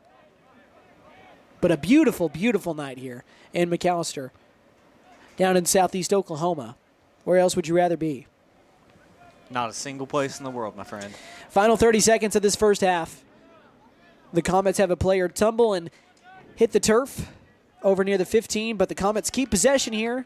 15 seconds. Again, you don't want to give up a goal this late in the first half. Obviously, you don't want to give them up ever, but that would be demoralizing. So they're just going to try and keep the ball out of play here. And that's almost what they're doing. Near the 35, and a Buffalo shoved out of bounds, but the Comets are rewarded with possession, but doesn't matter, as that's the end of the first half. McAlester leads it 2-0 after the first 40 minutes of play. The short recap here, it's essentially Jaime Carranza. Carranza had both goals. He scored at the 7:28 mark and then the 13:09 mark of that first half. They also lead the game so far in shots on the goal. Shots, I believe... Well, let me rephrase that. Shots on the goal, and they've not given up nearly as many shots defensively so far in this one. They've played a great first half defensively. I'll be interested to see if the offense picks up maybe a little bit more in this second half, as remember, 5 of their 7 wins so far are by just one single goal. A chance to expand on that here in this one. Nate, any last thoughts before we take about a 7 to 8 minute commercial break? Well, I thought it was a great defensive half by McAlester. Didn't really give up too many shots on the goal, and we'll see if they can keep that momentum going into the second half. Yeah, played very well, ended the half well as well, and we'll see if that carries on over into the second half. So once again, we're going to go ahead and take a break here, about 7 to 8 minutes. When we come back, it's going to be just about time to start the final 40 minutes of play on this Tuesday. We'll be right back. You are watching McAlester Soccer on the McAlester Radio YouTube page. Hey guys, it's Sam from Sam Wampler's Freedom Ford in McAlester and Eufaula. With 2 locations to choose from, we have close to 200 vehicles on the ground and coming in. And with vehicles starting at $29.95, we have something for everyone. And if you need parts or service, we are loading up at both locations to serve you better. Plus, with our mobile service van and our pickup and delivery, we can help you with sales and service no matter where you are. So come see us at Sam Wampler's Freedom Ford in McAlester and Eufaula and let us make it happen for you. Ready for a home run and comfort? Freeze and Flare Heat and Air LLC is always ready to step up to the plate. Whether it's beating the summer heat or staying warm through the winter chill, they're your go-to team for fast, reliable HVAC service. From quick repairs to expert installations, they ensure your home stays comfortable year-round. Don't despair or let your comfort sit on the bench. Call Freeze and Flare Heat and Air and keep your home out of the trench. We're licensed, bonded, and insured. Mechanical license number 0014445. And with our convenient online booking, it's never been easier to get the comfort you deserve. J&J Automotive repairs gas and diesel vehicles. Big or small, we work on them all. They offer general and diagnostic automotive services, but that's not all. There's electrical repair, engine and transmission replacement, module replacement, and reprogramming. Foreign and domestic vehicles are welcome. Ask about our nationwide warranty and roadside assistance. First responders and all military receive 10% off. Come see Jeremy, Sabrina, and the guys at J&J Automotive in Krebs. We push them in, and we drive them out. Check us out on Google and Facebook. Davis Propane in Savannah. We are family owned and operated and have been in business for over 40 years. Davis Propane in Savannah is a full service propane company, including delivery service and installation. We serve Pittsburgh County and the surrounding areas. Davis Propane in Savannah. Give us a call at 918-423-0945. That's 918-423-0945.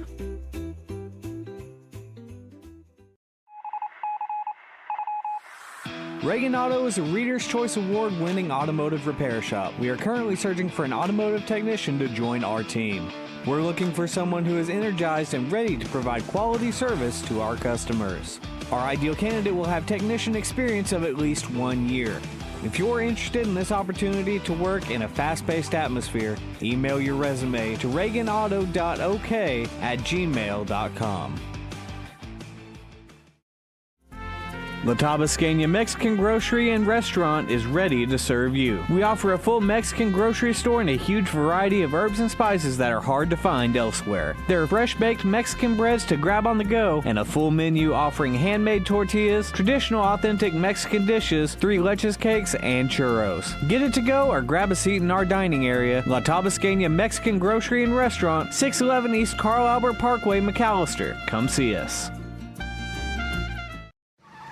Lee Auto Sales wants you to celebrate Easter with them and enter to win this Blackstone grill and tailgate kit. From now until April 30th, come in and fill out an application for 1 entry. Buy a vehicle and get 2 entries. The drawing for the Blackstone grill and tailgate kit will be on April 30th at 6:30 p.m. live on our Facebook page. Come by our new location at 2431 North George Nye Expressway in McAlester. Lee Auto Sales. We sell quality, not quantity. Let us help you. Call 918-423-7887. Visit us online at leautosalesok.com.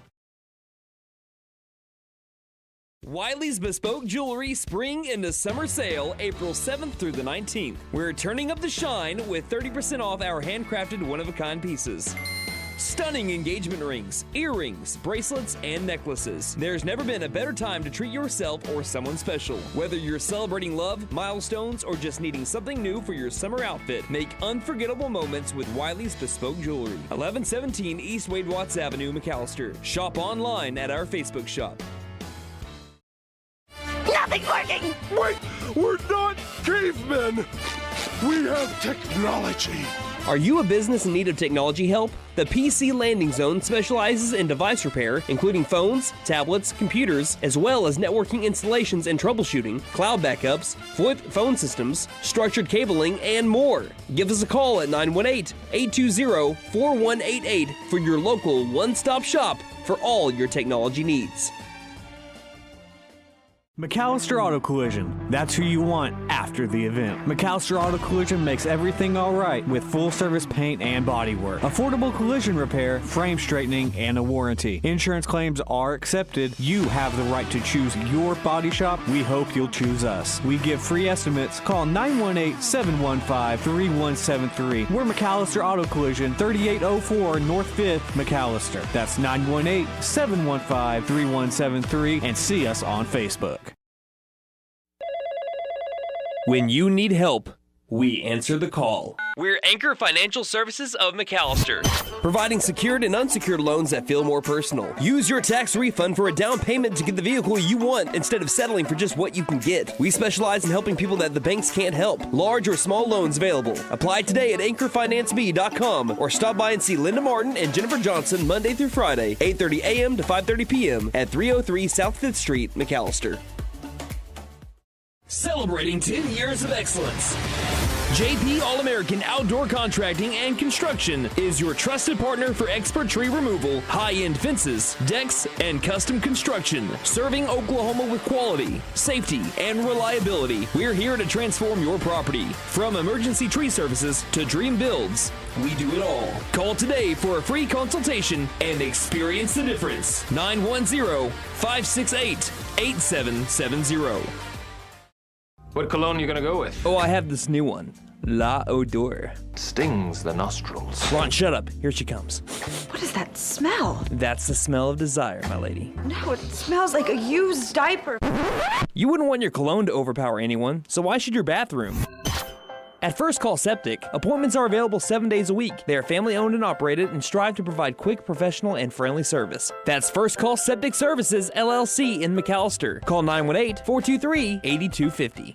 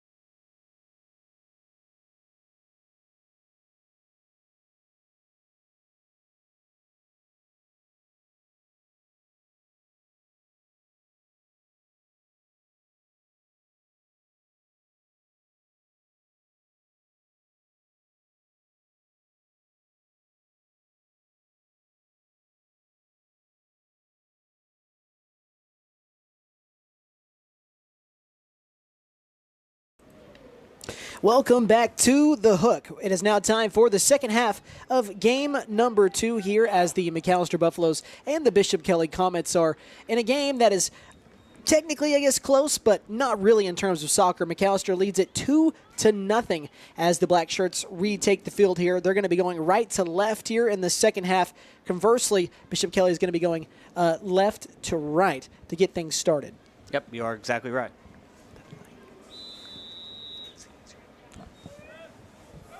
And we're underway. Bishop Kelley with the long boot on the far 30, but the Buffaloes with it up to the 50-yard line.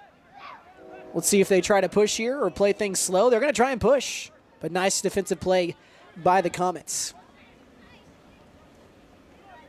McAlester is being led so far by Jaime Carranza, who has scored both goals here for his home squad. A nice pass up the left sideline, up the left hash, and we've got a foul against the Comets. I wish I could see that jersey number. It's so hard to make out. If that's 8, that's Jaime Carranza. Yeah, it was. Yeah, Carranza was pushing again, and I think he's down with a leg injury. Looks like he's just cramping. Yeah. Looks like one of his teammates is out there stretching him.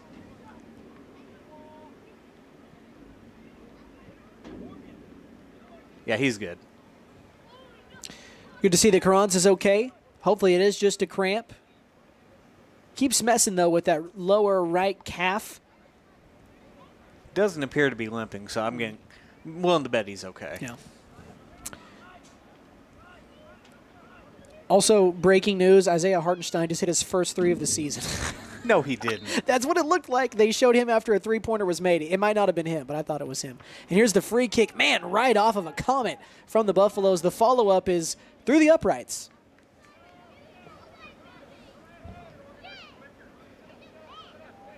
I'll let you confirm that, Nate.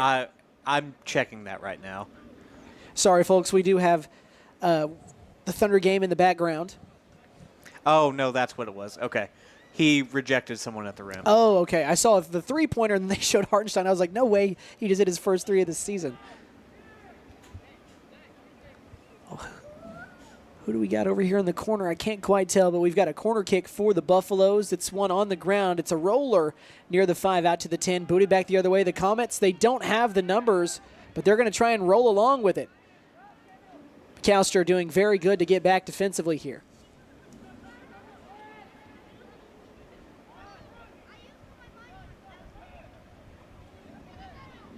Comets again, far left sideline, now near the goal line. McAlester playing some good defense here.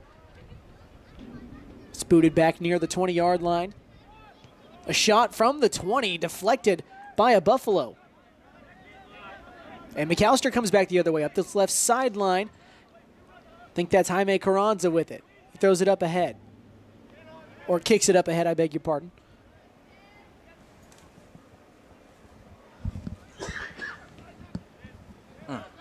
And Sorry about that. Oh, you're fine. Bishop Kelley, again, a lot like what we saw from the McAlester Lady Buffaloes. They just have not spent a lot of time on their offensive side of the field. It's just the defense has been suffocating. And for these Buffaloes, holding on to the 2-0 lead, another shot, that one's deflected. So not really able to get rolling far enough for it to be considered a shot on the goal. Tried, but it was deflected.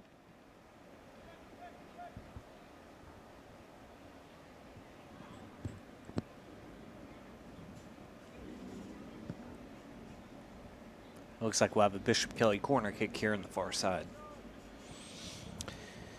About 4 minutes into this one, the second half at least. It's a line kick that I don't think it got anybody. So if that's the case, yeah, McAlester takes possession back here. Yeah, we've seen that a few times now. Here's the throw in on the near sideline. Yeah, there's a couple times we've seen that corner kick just not really touch anybody and just float harmlessly out of play. Comets push again, but not the best pass. Leaks on into the hands of Jaime Fernandez, who made a great save earlier on a penalty kick. He absolutely did. It's a diving save to his left. He's made multiple deflections today. Just want to give him his flowers. Still a long way to go. He's probably going to have more chances to deflect some passes here. I think he's definitely some far, shots. Yeah. Go ahead. So far, he's definitely your defensive MVP. Yeah. And if you're Coach Bowie, though, I think you're fine with no more goals being taken on your goalie. Right. Obviously, saves are great, but just preventing the shot is a whole nother level as well. And almost an offside. We do have an offside. So Carranza tried to stop to not get it, but that pass was too far up from where he was standing. That was Luke Clark as well on the pass, I believe.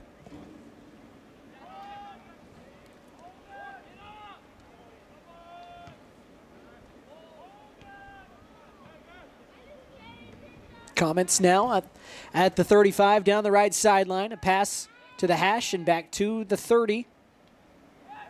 Nice defense by the Buffaloes. There's a black shirt in the corner of every single offensive player here for the Comets whenever they get the ball.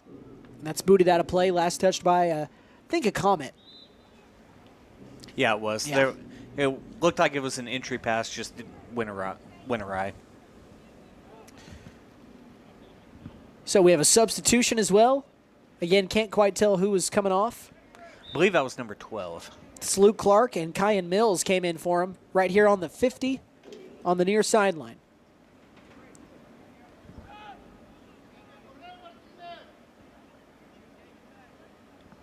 Still kind of a stoppage of play here, but here comes the kick from Fernandez. That one not nearly as far, only about 40 yards. Had multiple 50-plus and a 60-plus yard kick earlier back in the first half.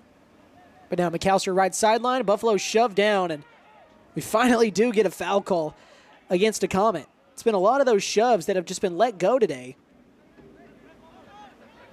And again, McAlester with possession.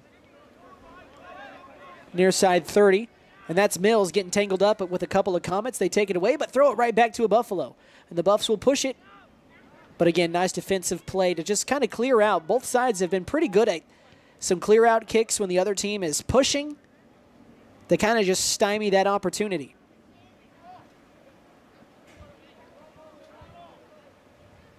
Far side 20 now, near the sideline. Last touched by McAlester. So now back. Possession goes here to the Comets about 7 minutes into this second half.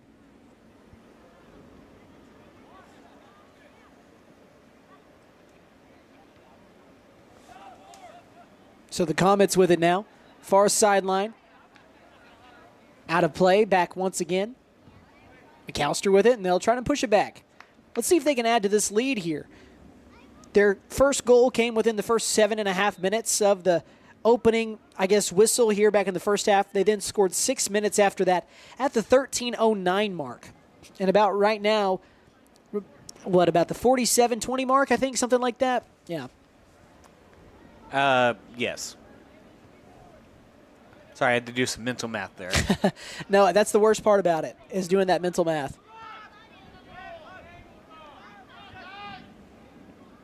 And now the Comets can't capitalize on it. Once again, it's into the hands of Fernandez. Fernandez, he's been active today, not nearly as much as Gilbreth, but he's made some really nice plays, and that ball is going to leak all the way to the other side of the field and roll all the way down near the 5. That one had some distance.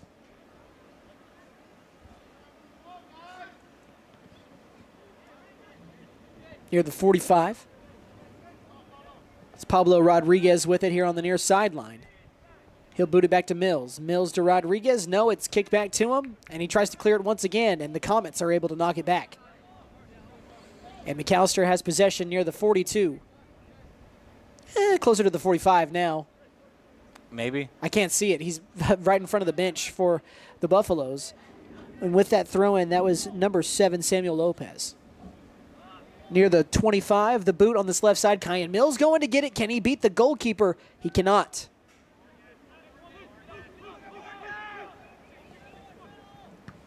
"31 minutes left in this match. McAlester trying to move to 8-2 and start a win streak here. Again, they have a matchup with Shawnee on Friday night, right back here at the Hook at 5-7. Myself and Nate Brown will be here for that as well, as that one is going to be on YouTube once again. As the Comets are into the end zone, a shot is saved. Caught by Fernandez. It's got to be one of the first shots Bishop Kelley's had here in the second half. Might be the first, Nate, actually. I mean, they've got a couple of kicks that have kind of rolled in or gone that direction, but not really at the goal, as I think a Comet was shoved to the ground, maybe? Or no, the Comets are arguing something. Is that a yellow card? We've got a yellow card. So the yellow card really is just a warning here to get things started, but we do have the yellow card. And, of course, that one is on McAlester. Yeah. First yellow card we've seen, and unless you guys saw one.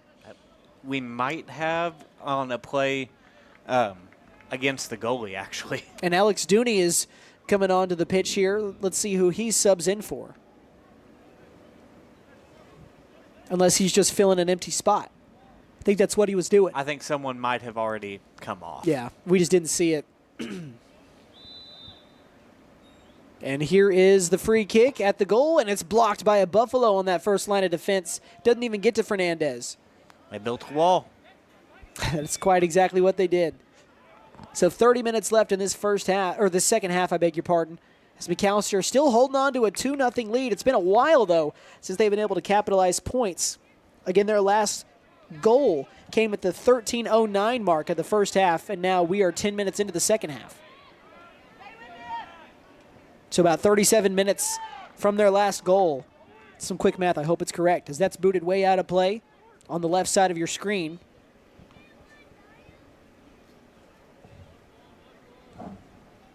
Under 30 minutes now. Also, I mean, again, if anybody's interested, the Thunder are leading at the half, 80-72. What a disgusting score for a second half. And the Lakers have shot 10 more free throws. Big, huge shocker there. And that one is kicked way up the field. The Buffaloes are the closest ones to it. Not a bad spot to put that ball. Yeah. As now you've got a side out at the goal line if you're Bishop Kelley in a match where you're down by just a goal.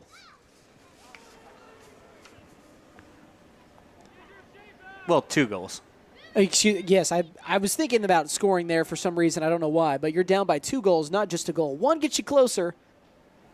But now 29 minutes says this one continues to click on away over on the scoreboard. While I've got some time as well, want to go ahead and thank our Area High School Game of the Week sponsors, as without them, we wouldn't be here doing this every week. Want to thank Sam Wampler's Freedom Ford, Friesen Flair Heat and Air, J&J Automotive, Davis Propane, Reagan Auto, La Tabascania, Lee Auto Sales, Wiley's Bespoke Jewelry, the PC Landing Zone, McAlester Auto Collision, Anchor Financial Services, McAlester, JPL American Outdoor Contracting, LLC, and First Call Septic McAlester. Shout out to all those businesses for once again sponsoring our Area High School Game of the Week, and that's what you hear as well when we take our commercial breaks. So, as we roll along here, it's Kyan Mills on the near sideline, tied up with 2 Comets.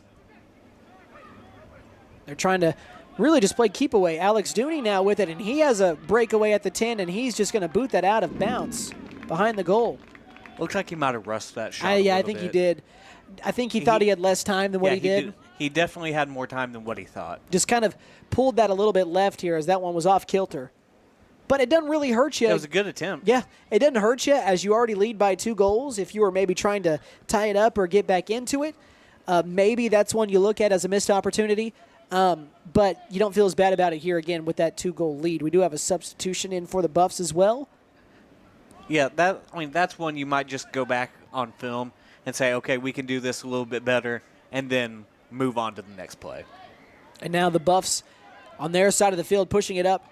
And they have one in Jaime Carranza, and the shot is up and in with the goal. That's one you might just go back on film and say, okay, we can do this a little bit better, and then move on to the next play. And now the Buffs on their side of the field pushing it up. And they have one in Jaime Carranza, and the shot is up and in with the goal. So that's 13:36 plus 40. Is that 43:46? Is that the time? I think. Or 53:46? Yeah. Man, oh, man. He's now got his 3rd goal of the match. That's the hat trick here for Carranza. The junior, they've got him for another year as well. And now McAlester, you can feel it, 8-2. It's right there up ahead. Just got to close this one out strong. Yeah, just got to close it out. Still a couple miles away from your exit here, but right now you're driving with a full tank of gas up 3-0. And we've got a foul down here inside the 10-yard line against, I see a surrender Cobra from Bishop Kelley, so I wonder if maybe it's on BK or if it's on McAlester. I believe it's on McAlester. Yeah. There's a conversation. The surrender Cobra threw me off. For those of you that don't know what it is, take your right and your left hand, put them on the back of your head with your elbows sticking out. That's the surrender Cobra. Like it looks like a Cobra head. That's why they call it that. And the surrender part of it is normally when something bad happens for the team that you root for, that happens, they call it the surrender Cobra. Yeah. So now we have a penalty kick. Well, I mean, he's lined up just outside the box, but I do think this is a penalty kick from the 10. The lobber, too much on it. Tried to get a little touch finesse shot from there, but again, skied it. And Nate, once again, you're doing great at that tonight, my friend. I appreciate that. Another field goal is good, as we do have a substitution. I can just hear the OU call in the stadium. It's good. Football season, man, not that far away. while also being really far away. Yeah, nothing quite like football No, season, I know. my friend. Just over 4 months away from it. A lot of stuff to look forward to here on just the McAlester side with new head coach Jeff Craig, as now we have Buffalo being taken to the turf and that one going out of play. But, you know, Nate, I think the Buffaloes and fans alike have a lot of things to be excited about. Yeah. And Jeff Craig coming up this next season, a guy that has won a gold ball, something McAlester has got. He's won 2. He's won 2 gold balls, and that's something McAlester has been able to get there a lot in the last, since 2010, the last 15 years. They just haven't been able to cash it in. Yeah, they've been there at least 3 times in the last 10 years. Yeah, you had Coach Pratt, who took him back in, I think, 13. 13, yeah. And you had So, Maisie 12 in years. 21 and 22. Yeah. Yeah, so the last 12 years, they've played in 3 state championship games, all silver balls. And Jeff Craig, who, as you mentioned, has been to the mountaintop twice, is going to try and change that as the Comets were streaking down the field of play, and we've got another player hitting the deck. They're not pulling out a card, are they? No. So we've just got a foul.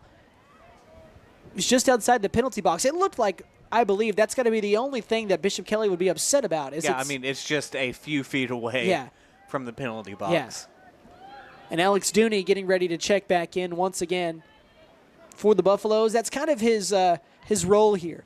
He's a defensive guy, which, funnily enough, that was his same role in basketball. It was. Trying to see who this is subbing out here.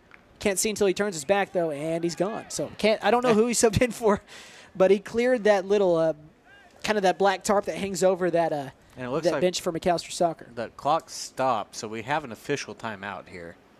I must have missed that, but yeah, the official signal for timeout will be the only thing to stop the clock here. Some conversations as we're right at the 24-11 mark of this second half. So time is a-ticking, and it stopped right now, but it's moving quickly. We're already getting close to being halfway through the second half. Right. This is the longest stoppage we've had, and really the only. Not really sure what our discussion is No, here. I'm not for sure either. Looks like the head official was trying to get a few players up from the goal line, but we will have a free kick from just outside the penalty box. Here it is from the Comets, blocked by Fernandez. Oh, my goodness. Right at that corner. I thought surely that was going to roll in. Have yourself a day. Jaime Fernandez. He's not been scoring goals, but he's been saving them. He's the second storyline along with, it's the Jaime show today. It is. Fernandez and Carranza. They have been carrying the Buffaloes in this one. Samuel Lopez, though, near side. The boot near the 50-yard line comes back with the Comets, and we've got a whistle and a foul. Handball. Handball, I just assumed. I didn't see the signal. So either way, it goes back here to the Comets. The only reason I knew that is because I saw the hand touch the ball. Good catch. I did not see it. So about near the 44, here's the free kick off the foul. That one is looping near the goal line and takes a bounce. And it stopped just before going out of play. And little two-man game from the out-of-bounds mark, but the shot inside is headed by Lopez, and we've got another one through the uprights. Let's see it. There you go. Another field goal. Still 3-0, though, as that one is no good.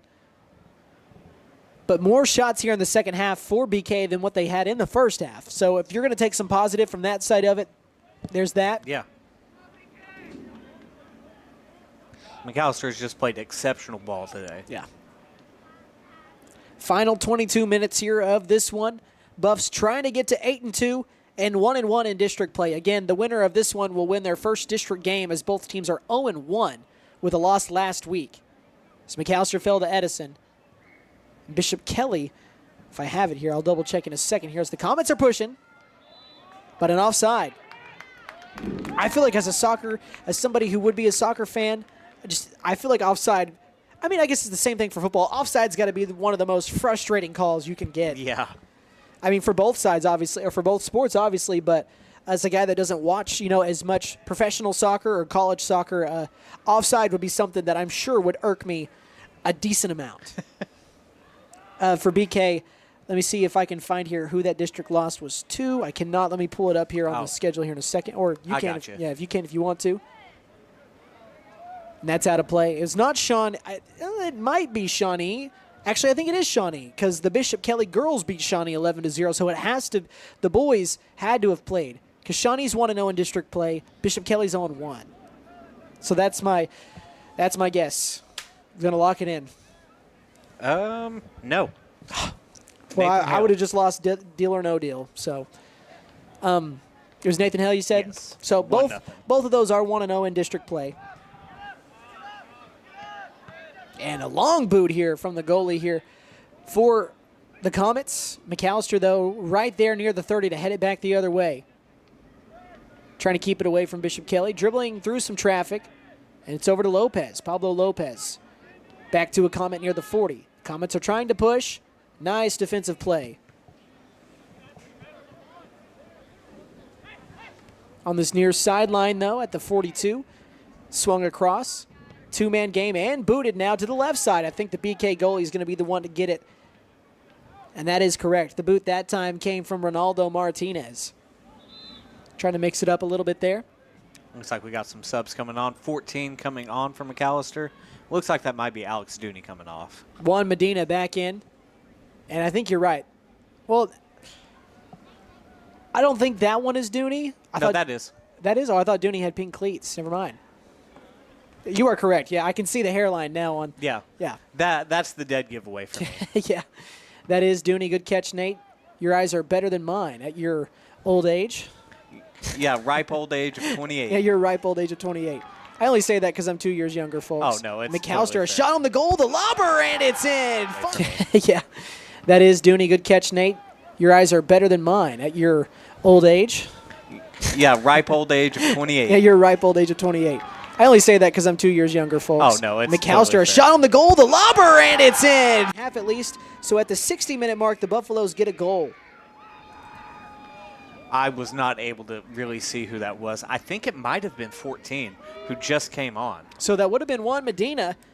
So if that is Medina, that's his first goal. And again, that comes right at the 60-minute mark as the clock has stopped at 20 here in the second half. So now that one just about erases all doubt unless something insane that I've not seen before happens. So the clock starts ticking up once again. It would be a crazy comeback, but it would not be the craziest I've ever seen. No. But either way now, the Buffaloes up this left sideline. The leak out pass is knocked away from Carranza. It's returned. The Comets with it at the 50. Dribbling around some defenders here.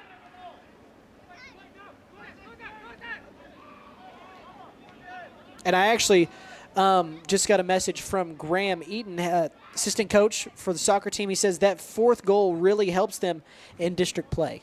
Okay, awesome. Since they were shut out against Edison. Oh, that makes sense. Yeah, they fell 3-0. So that fourth goal really helps out. As BK, their best opportunity at a goal, but Fernandez says, no, sir. The Kimbe Matumbo, get that out of here. Another shot at the goal and another denial for Jaime Fernandez. And the Buffaloes holding strong at 4-0. Man, what a play. That's probably his best save, which is saying a lot. He's had some nice ones. Yeah, he has had a fantastic day goalkeeping, and he it's crazy to say. We're running out of things to say. In a game with a hat trick, he might be your MVP. He's up there for sure. I'm going to see if I can get clarification on if it was Medina or not who scored that last goal. All right, we're just waiting for the goal kick, and we are back underway. And that one over near the 30. Man, what a leg on Fernandez along with the athletic ability. As now the Buffaloes on the near side near the 20. Carranza with it at the 15. The pass near the 5, and a Buffalo hits the deck. But we play on. Carranza, the pass inside is knocked away. He was trying to find a Buffalo who he had near that inside or that, I guess, that left hash over here. I believe we'll have a corner kick now. It was Luke Clark actually, okay, who scored the goal. Not Juan Medina, so Juan, sorry to take away your flowers there, my man, but we got to send him over to Luke Clark, who's got the goal. I was close. It was number 12 instead of 14. Yeah, you were just barely off, but you had a better guess than me, and I couldn't tell. So a corner kick, and you can't see it. It's out of the frame just to the left of the M on the McAlester in the end zone. Here it comes, a strong one, and that one again. Oh, no, last touch by a Comet, I think. I'll take that. That feels interesting, unless he saw something we didn't. Yeah. I like mean, touching a Comet, but it didn't look like it did. I thought that was going to be Comet ball after that. But so we'll have a throw in on the far sideline now.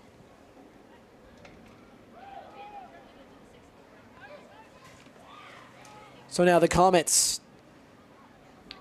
well, they give it right back, trying to push up that sideline. McAlester, again, it's kind of what I mentioned earlier, and I don't know if you caught on to it, Nate. It most definitely was a Brent Venables quote. I mentioned relentless, suffocating defense, which is what we've seen from this Buffalo team, and a high-flying, high-octane kind of offense here. You put up a 4 spot and you give up none. That's exactly what it is. They've played super well today, and I think even Brent Venables would be proud of that performance, as we've got a slide tackle that leads to a foul against the Buffs.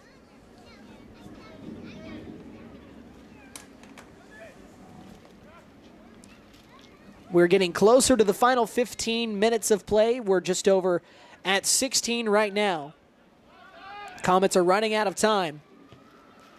Yeah, if they're wanting to try and get a comeback started, it's going to have to start, like right now. And if things were to end right now, we would have both games ending in a shutout, just for different sides.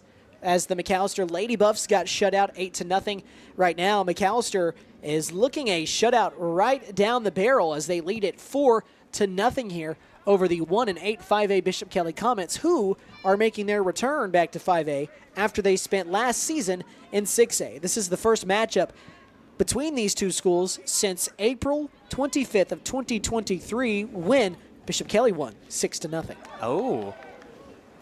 Now I wonder if McAlester tries to maybe match that Return score. the favor here? Yeah. Well, the 4th goal helps them in district play, as Coach Eaton sent me. I would assume any more than that is just icing on the cake. Right. So I'm sure they'd take it. Well, getting the 4th goal after losing 3-0 to Edison, that would take you positive in the goal differential, which could very well be huge when it comes to district seeding. And you've got a big game a big match on Friday night as well against Shawnee right back here at the Hook that we will be here for. And I believe after that, we've got 2 more soccer games left on the docket. Yes. One the week after that, and then one the week after that. So the last 2 weeks of April, I believe, 1 game per week. Yes, I know. Yeah. I know one of them's Durant. I can't remember. Yeah, one is Durant for sure. I can't remember the other one. I'll have to check. Because I remember maybe a few of these. Will Rogers? That might have been it. Here, I'll double check here in a second. As BK is into the end zone, that's not really a shot at the goal as Fernandez goes and grabs it. And the Buffaloes will clear things out here. Under 15 minutes as we get closer to 14. I just remember when we interviewed some of the soccer players on Running with the Herd, which you can hear on either Monday or Tuesday on KNED, that Durant was the team that a lot of them were looking forward to playing. And that is senior night and the regular season finale. Right. Which we'll be here for. The other one is on the 17th against Coweta. That's it. That's the other one. So Coweta and Durant, they do play Nathan Hale and Will Rogers, but they're at Hale and they're at Rogers. Gotcha. So we'll be here for every home game for the rest of the regular season. It's pretty cool. Yeah. 2 more after tonight. 4 more games left, 1 away or 2 away and 2 at home. Is now the corner throw in here from the Comets. It's not yielding any positive results yet. The shot blocked. Man, just throwing a left ankle out there and catching some leather. As the Buffaloes are able to stymie that opportunity once more and clear things out. And let's see if they try to push it here. There's a Comet to clean it up, and he's going to throw it right back down into the mess of players as it's headed out of play. Last touched by the Comets. We've got a Comet down. Yeah, right at the 9-yard line on the I far believe that hash. is number 9. Your guess is as good as mine on that. I can't see the number. No, that is. Oh, no, that is 9. Good catch, Nate. Maybe you don't need those glasses. No, the glasses are the only thing that's making me see, my friend. I've got these contacts in. I swear it's harder to see long distance with contacts than it is glasses, and I don't know why. It might have something to do with your prescription. It might be. But, it's so hard to see numbers out there, even with the lights on here. And that corner kick is going to go right into the hands of Fernandez. almost was dangerous, but now the final 13 minutes. And Fernandez taking his sweet time because, again, you have that luxury when you have a 4-0 lead. And that near the 50 headed and knocked over a Bishop Kelley player who's down on the ground again. Different player, though. He's back up.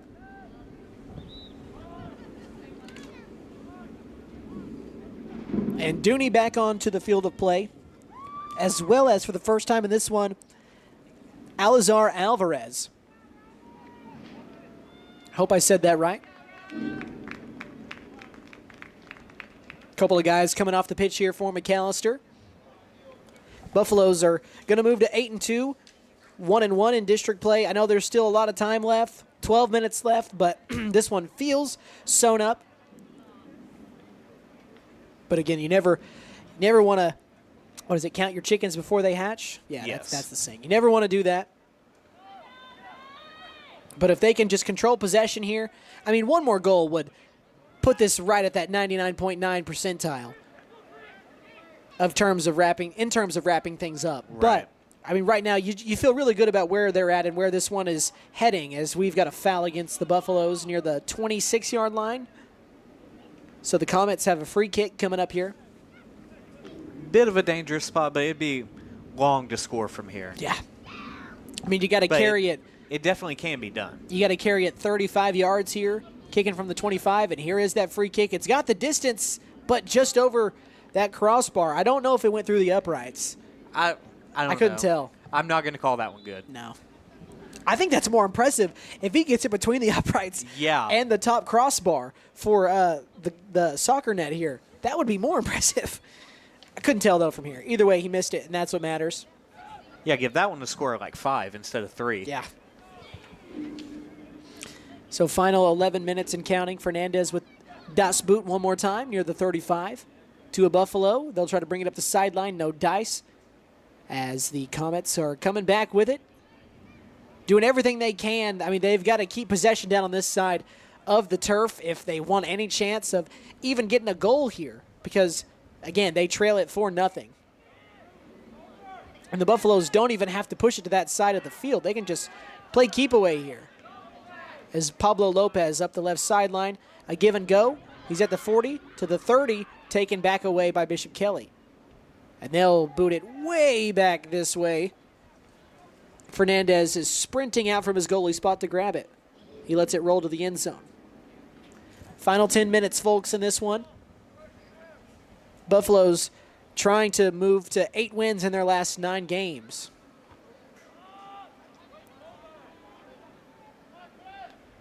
Is now on this far left side near the 20. A little skirmish leads to a Bishop Kelleyman hitting the floor, and we've got a foul.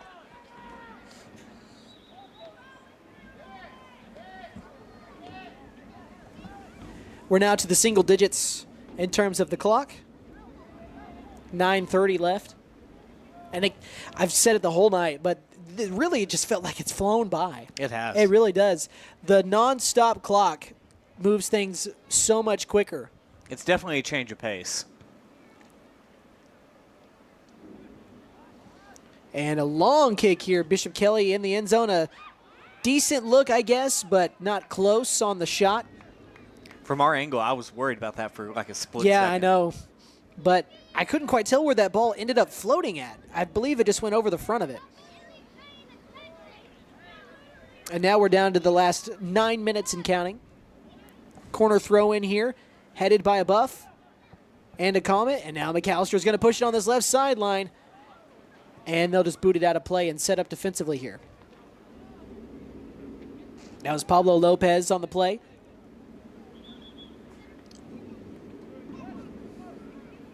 And this possession goes back to McAllister here.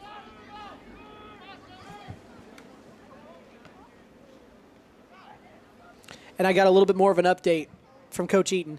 He says that instead of it being the goal differential, he says that you must win by 4 goals to get district points. Oh. So that's what it is. So okay. Yeah. See, I never would have known that. See, me either.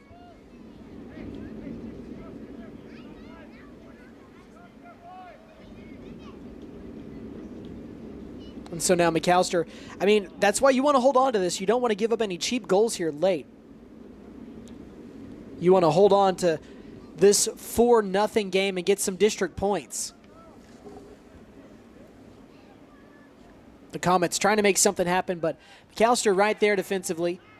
Up this left hash now. The boot trying to find Kyan Mills. He's sprinting down this hash, but kicked back the other way by the Comets, but then saved and booted back, and it's going to stay with the Buffaloes at least momentarily here. And we've got a shove in the back, but keeping his ground and bringing it up. This is Pablo Rodriguez once again. Tried to take a shot from the 20, was deflected.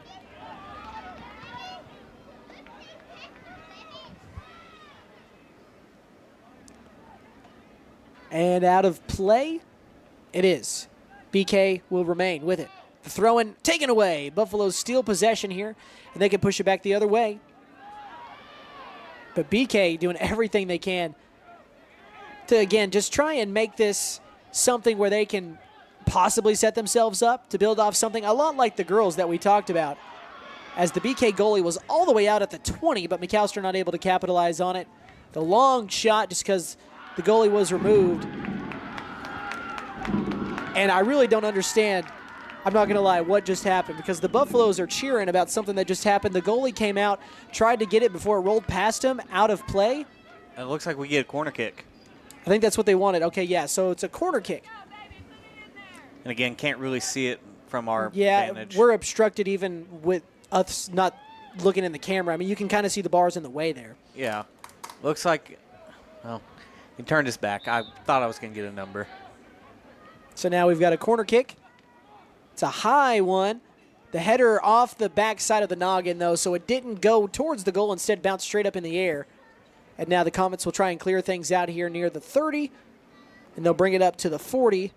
And McAlester, again, just trying to burn some time here. Final 5.5 left in this game. Want to, again, say thank you to all of you that have joined in for this, for what is now our third soccer broadcast, and we've got the 4th, 5th, and 6th on the way this month. The 4th being on Friday. We'll be back here. And a Buffalo, is that Alex Dooney? I think Alex Dooney just took a hard shove in the back, and it was he took let go. a charge. Yeah, he's used to that, taking a charge, but a little bit uncalled for here, but Dooney's all right. As now the Comets retain it. I also do know, and I'm not saying this, but this point is just coming up because I thought of this. I'm not saying that Dooney flopped, but that's the similarity between soccer and basketball. Yeah. You get a lot of flopping. And again, I'm not saying that Dooney flopped. I thought of that point because, I mean, you see it a lot more, especially in upper-level basketball and upper-level soccer. They sell it a lot. Yeah. They sell, you know. I mean, that's part of the game. Yeah, I mean, you sell for free throws in basketball, which apparently is a bad thing now. Yeah. And you sell for free kicks, and in soccer here, or even a yellow or a red card. You sell for stuff like that. And it's just part of it. You see it way more at the professional levels, though, just because they practice it a bit more and they work a little bit more at the craft of just, you know, finding other ways to benefit your team in ways that most people don't practice. And for some reason, it's demonized at some points. You know what I'm talking about. Oh, 100%. So instead of being celebrated as, you know, a skill that not everybody can hone in, as an offside, we do have an offside. Yes.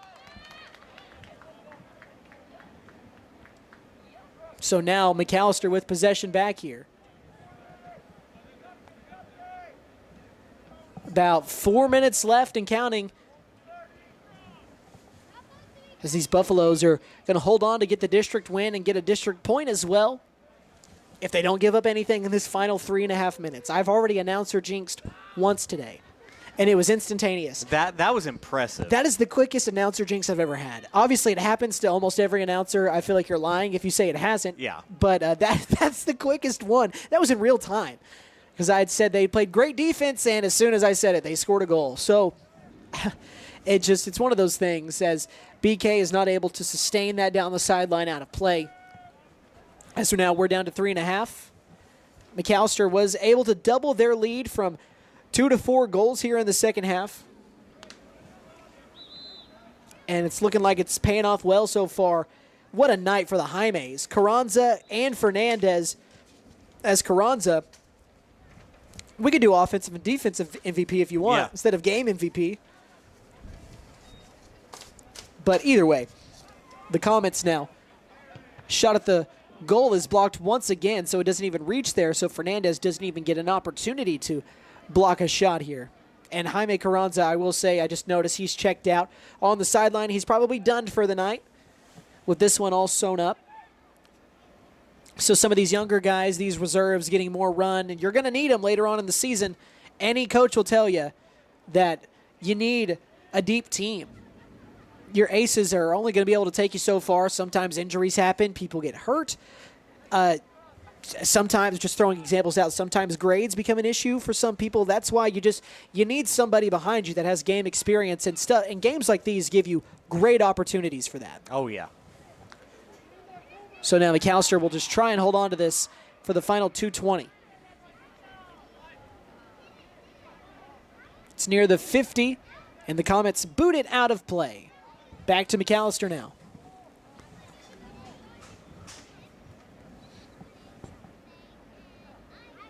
Far sideline near the 30. Here is the throw-in. It's a high arching throw-in to the 40. Headed back to the other 40 on this McAlester side on the right side near Dooney, and we've got something that favors back here. Might have been a handball. I didn't see it. I just saw the official point back towards the Comets here. Just under 2 minutes. 140 and counting. Inside the 10-yard line.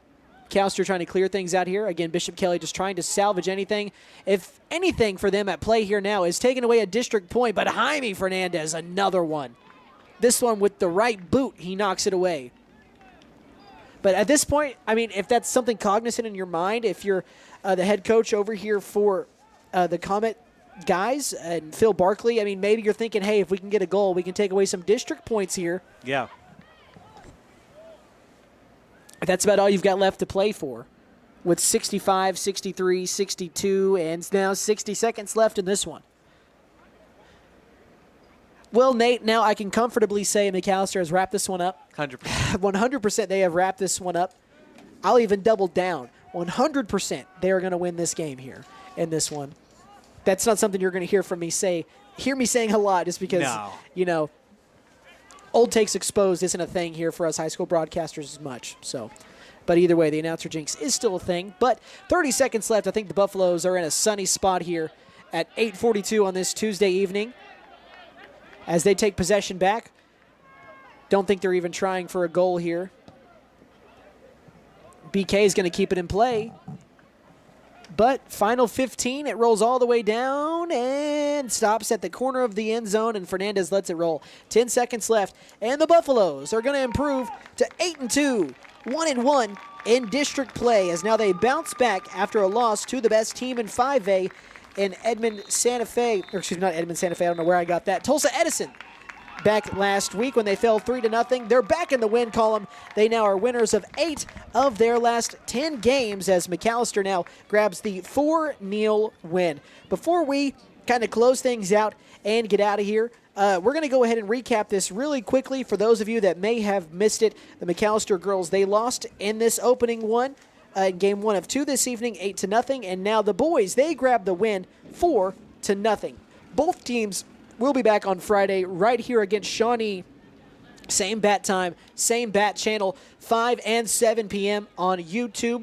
And myself and Nate Brown will also be here. Before we close this one out really quickly, want to go ahead and say, Jaime Carranza, what a day for you, young man. The hat trick in the first half. He scored at the hat trick overall. 2 in the first, 1 in the second half. He scored at the 7:28 mark, the 13:09 mark, the 53:46 mark as well for the hat trick. And then Luke Clark capped everything off and gave them the district point as he scored at the 60-minute mark as the Buffaloes now improved to 8-2 and once again 1-1 in district play. Nate, before I thank my sponsors here to close things out, do you have any final thoughts on the 2 games you saw today? Well, want to go ahead and give out offensive and defensive MVPs.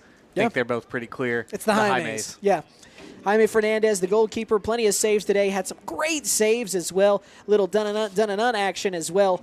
And same thing for Carranza with the hat trick. So for myself and Nate Brown, thanks for joining us on this Tuesday. And also want to say thank you to Sam Wampler's Freedom Ford, Friesen Flare Heat and Air, J&J Automotive, Davis Propane, Reagan Auto, La Tapiscania, Lee Auto Sales, Wiley's Bespoke Jewelry, the PC Landing Zone, McAlester Auto Collision, Anchor Financial Services McAlester, JP All-American Outdoor Contracting LLC, and First Call Septic McAlester. Thanks for joining us on this Tuesday evening, folks. No sports anywhere tomorrow. We get Wednesday off, and we're back at it on Thursday, and we'll be back here on Friday night for another doubleheader of McAlester Soccer on the McAlester Radio YouTube page. Enjoy your Tuesday. We'll see you at the end of the week with more high school sports.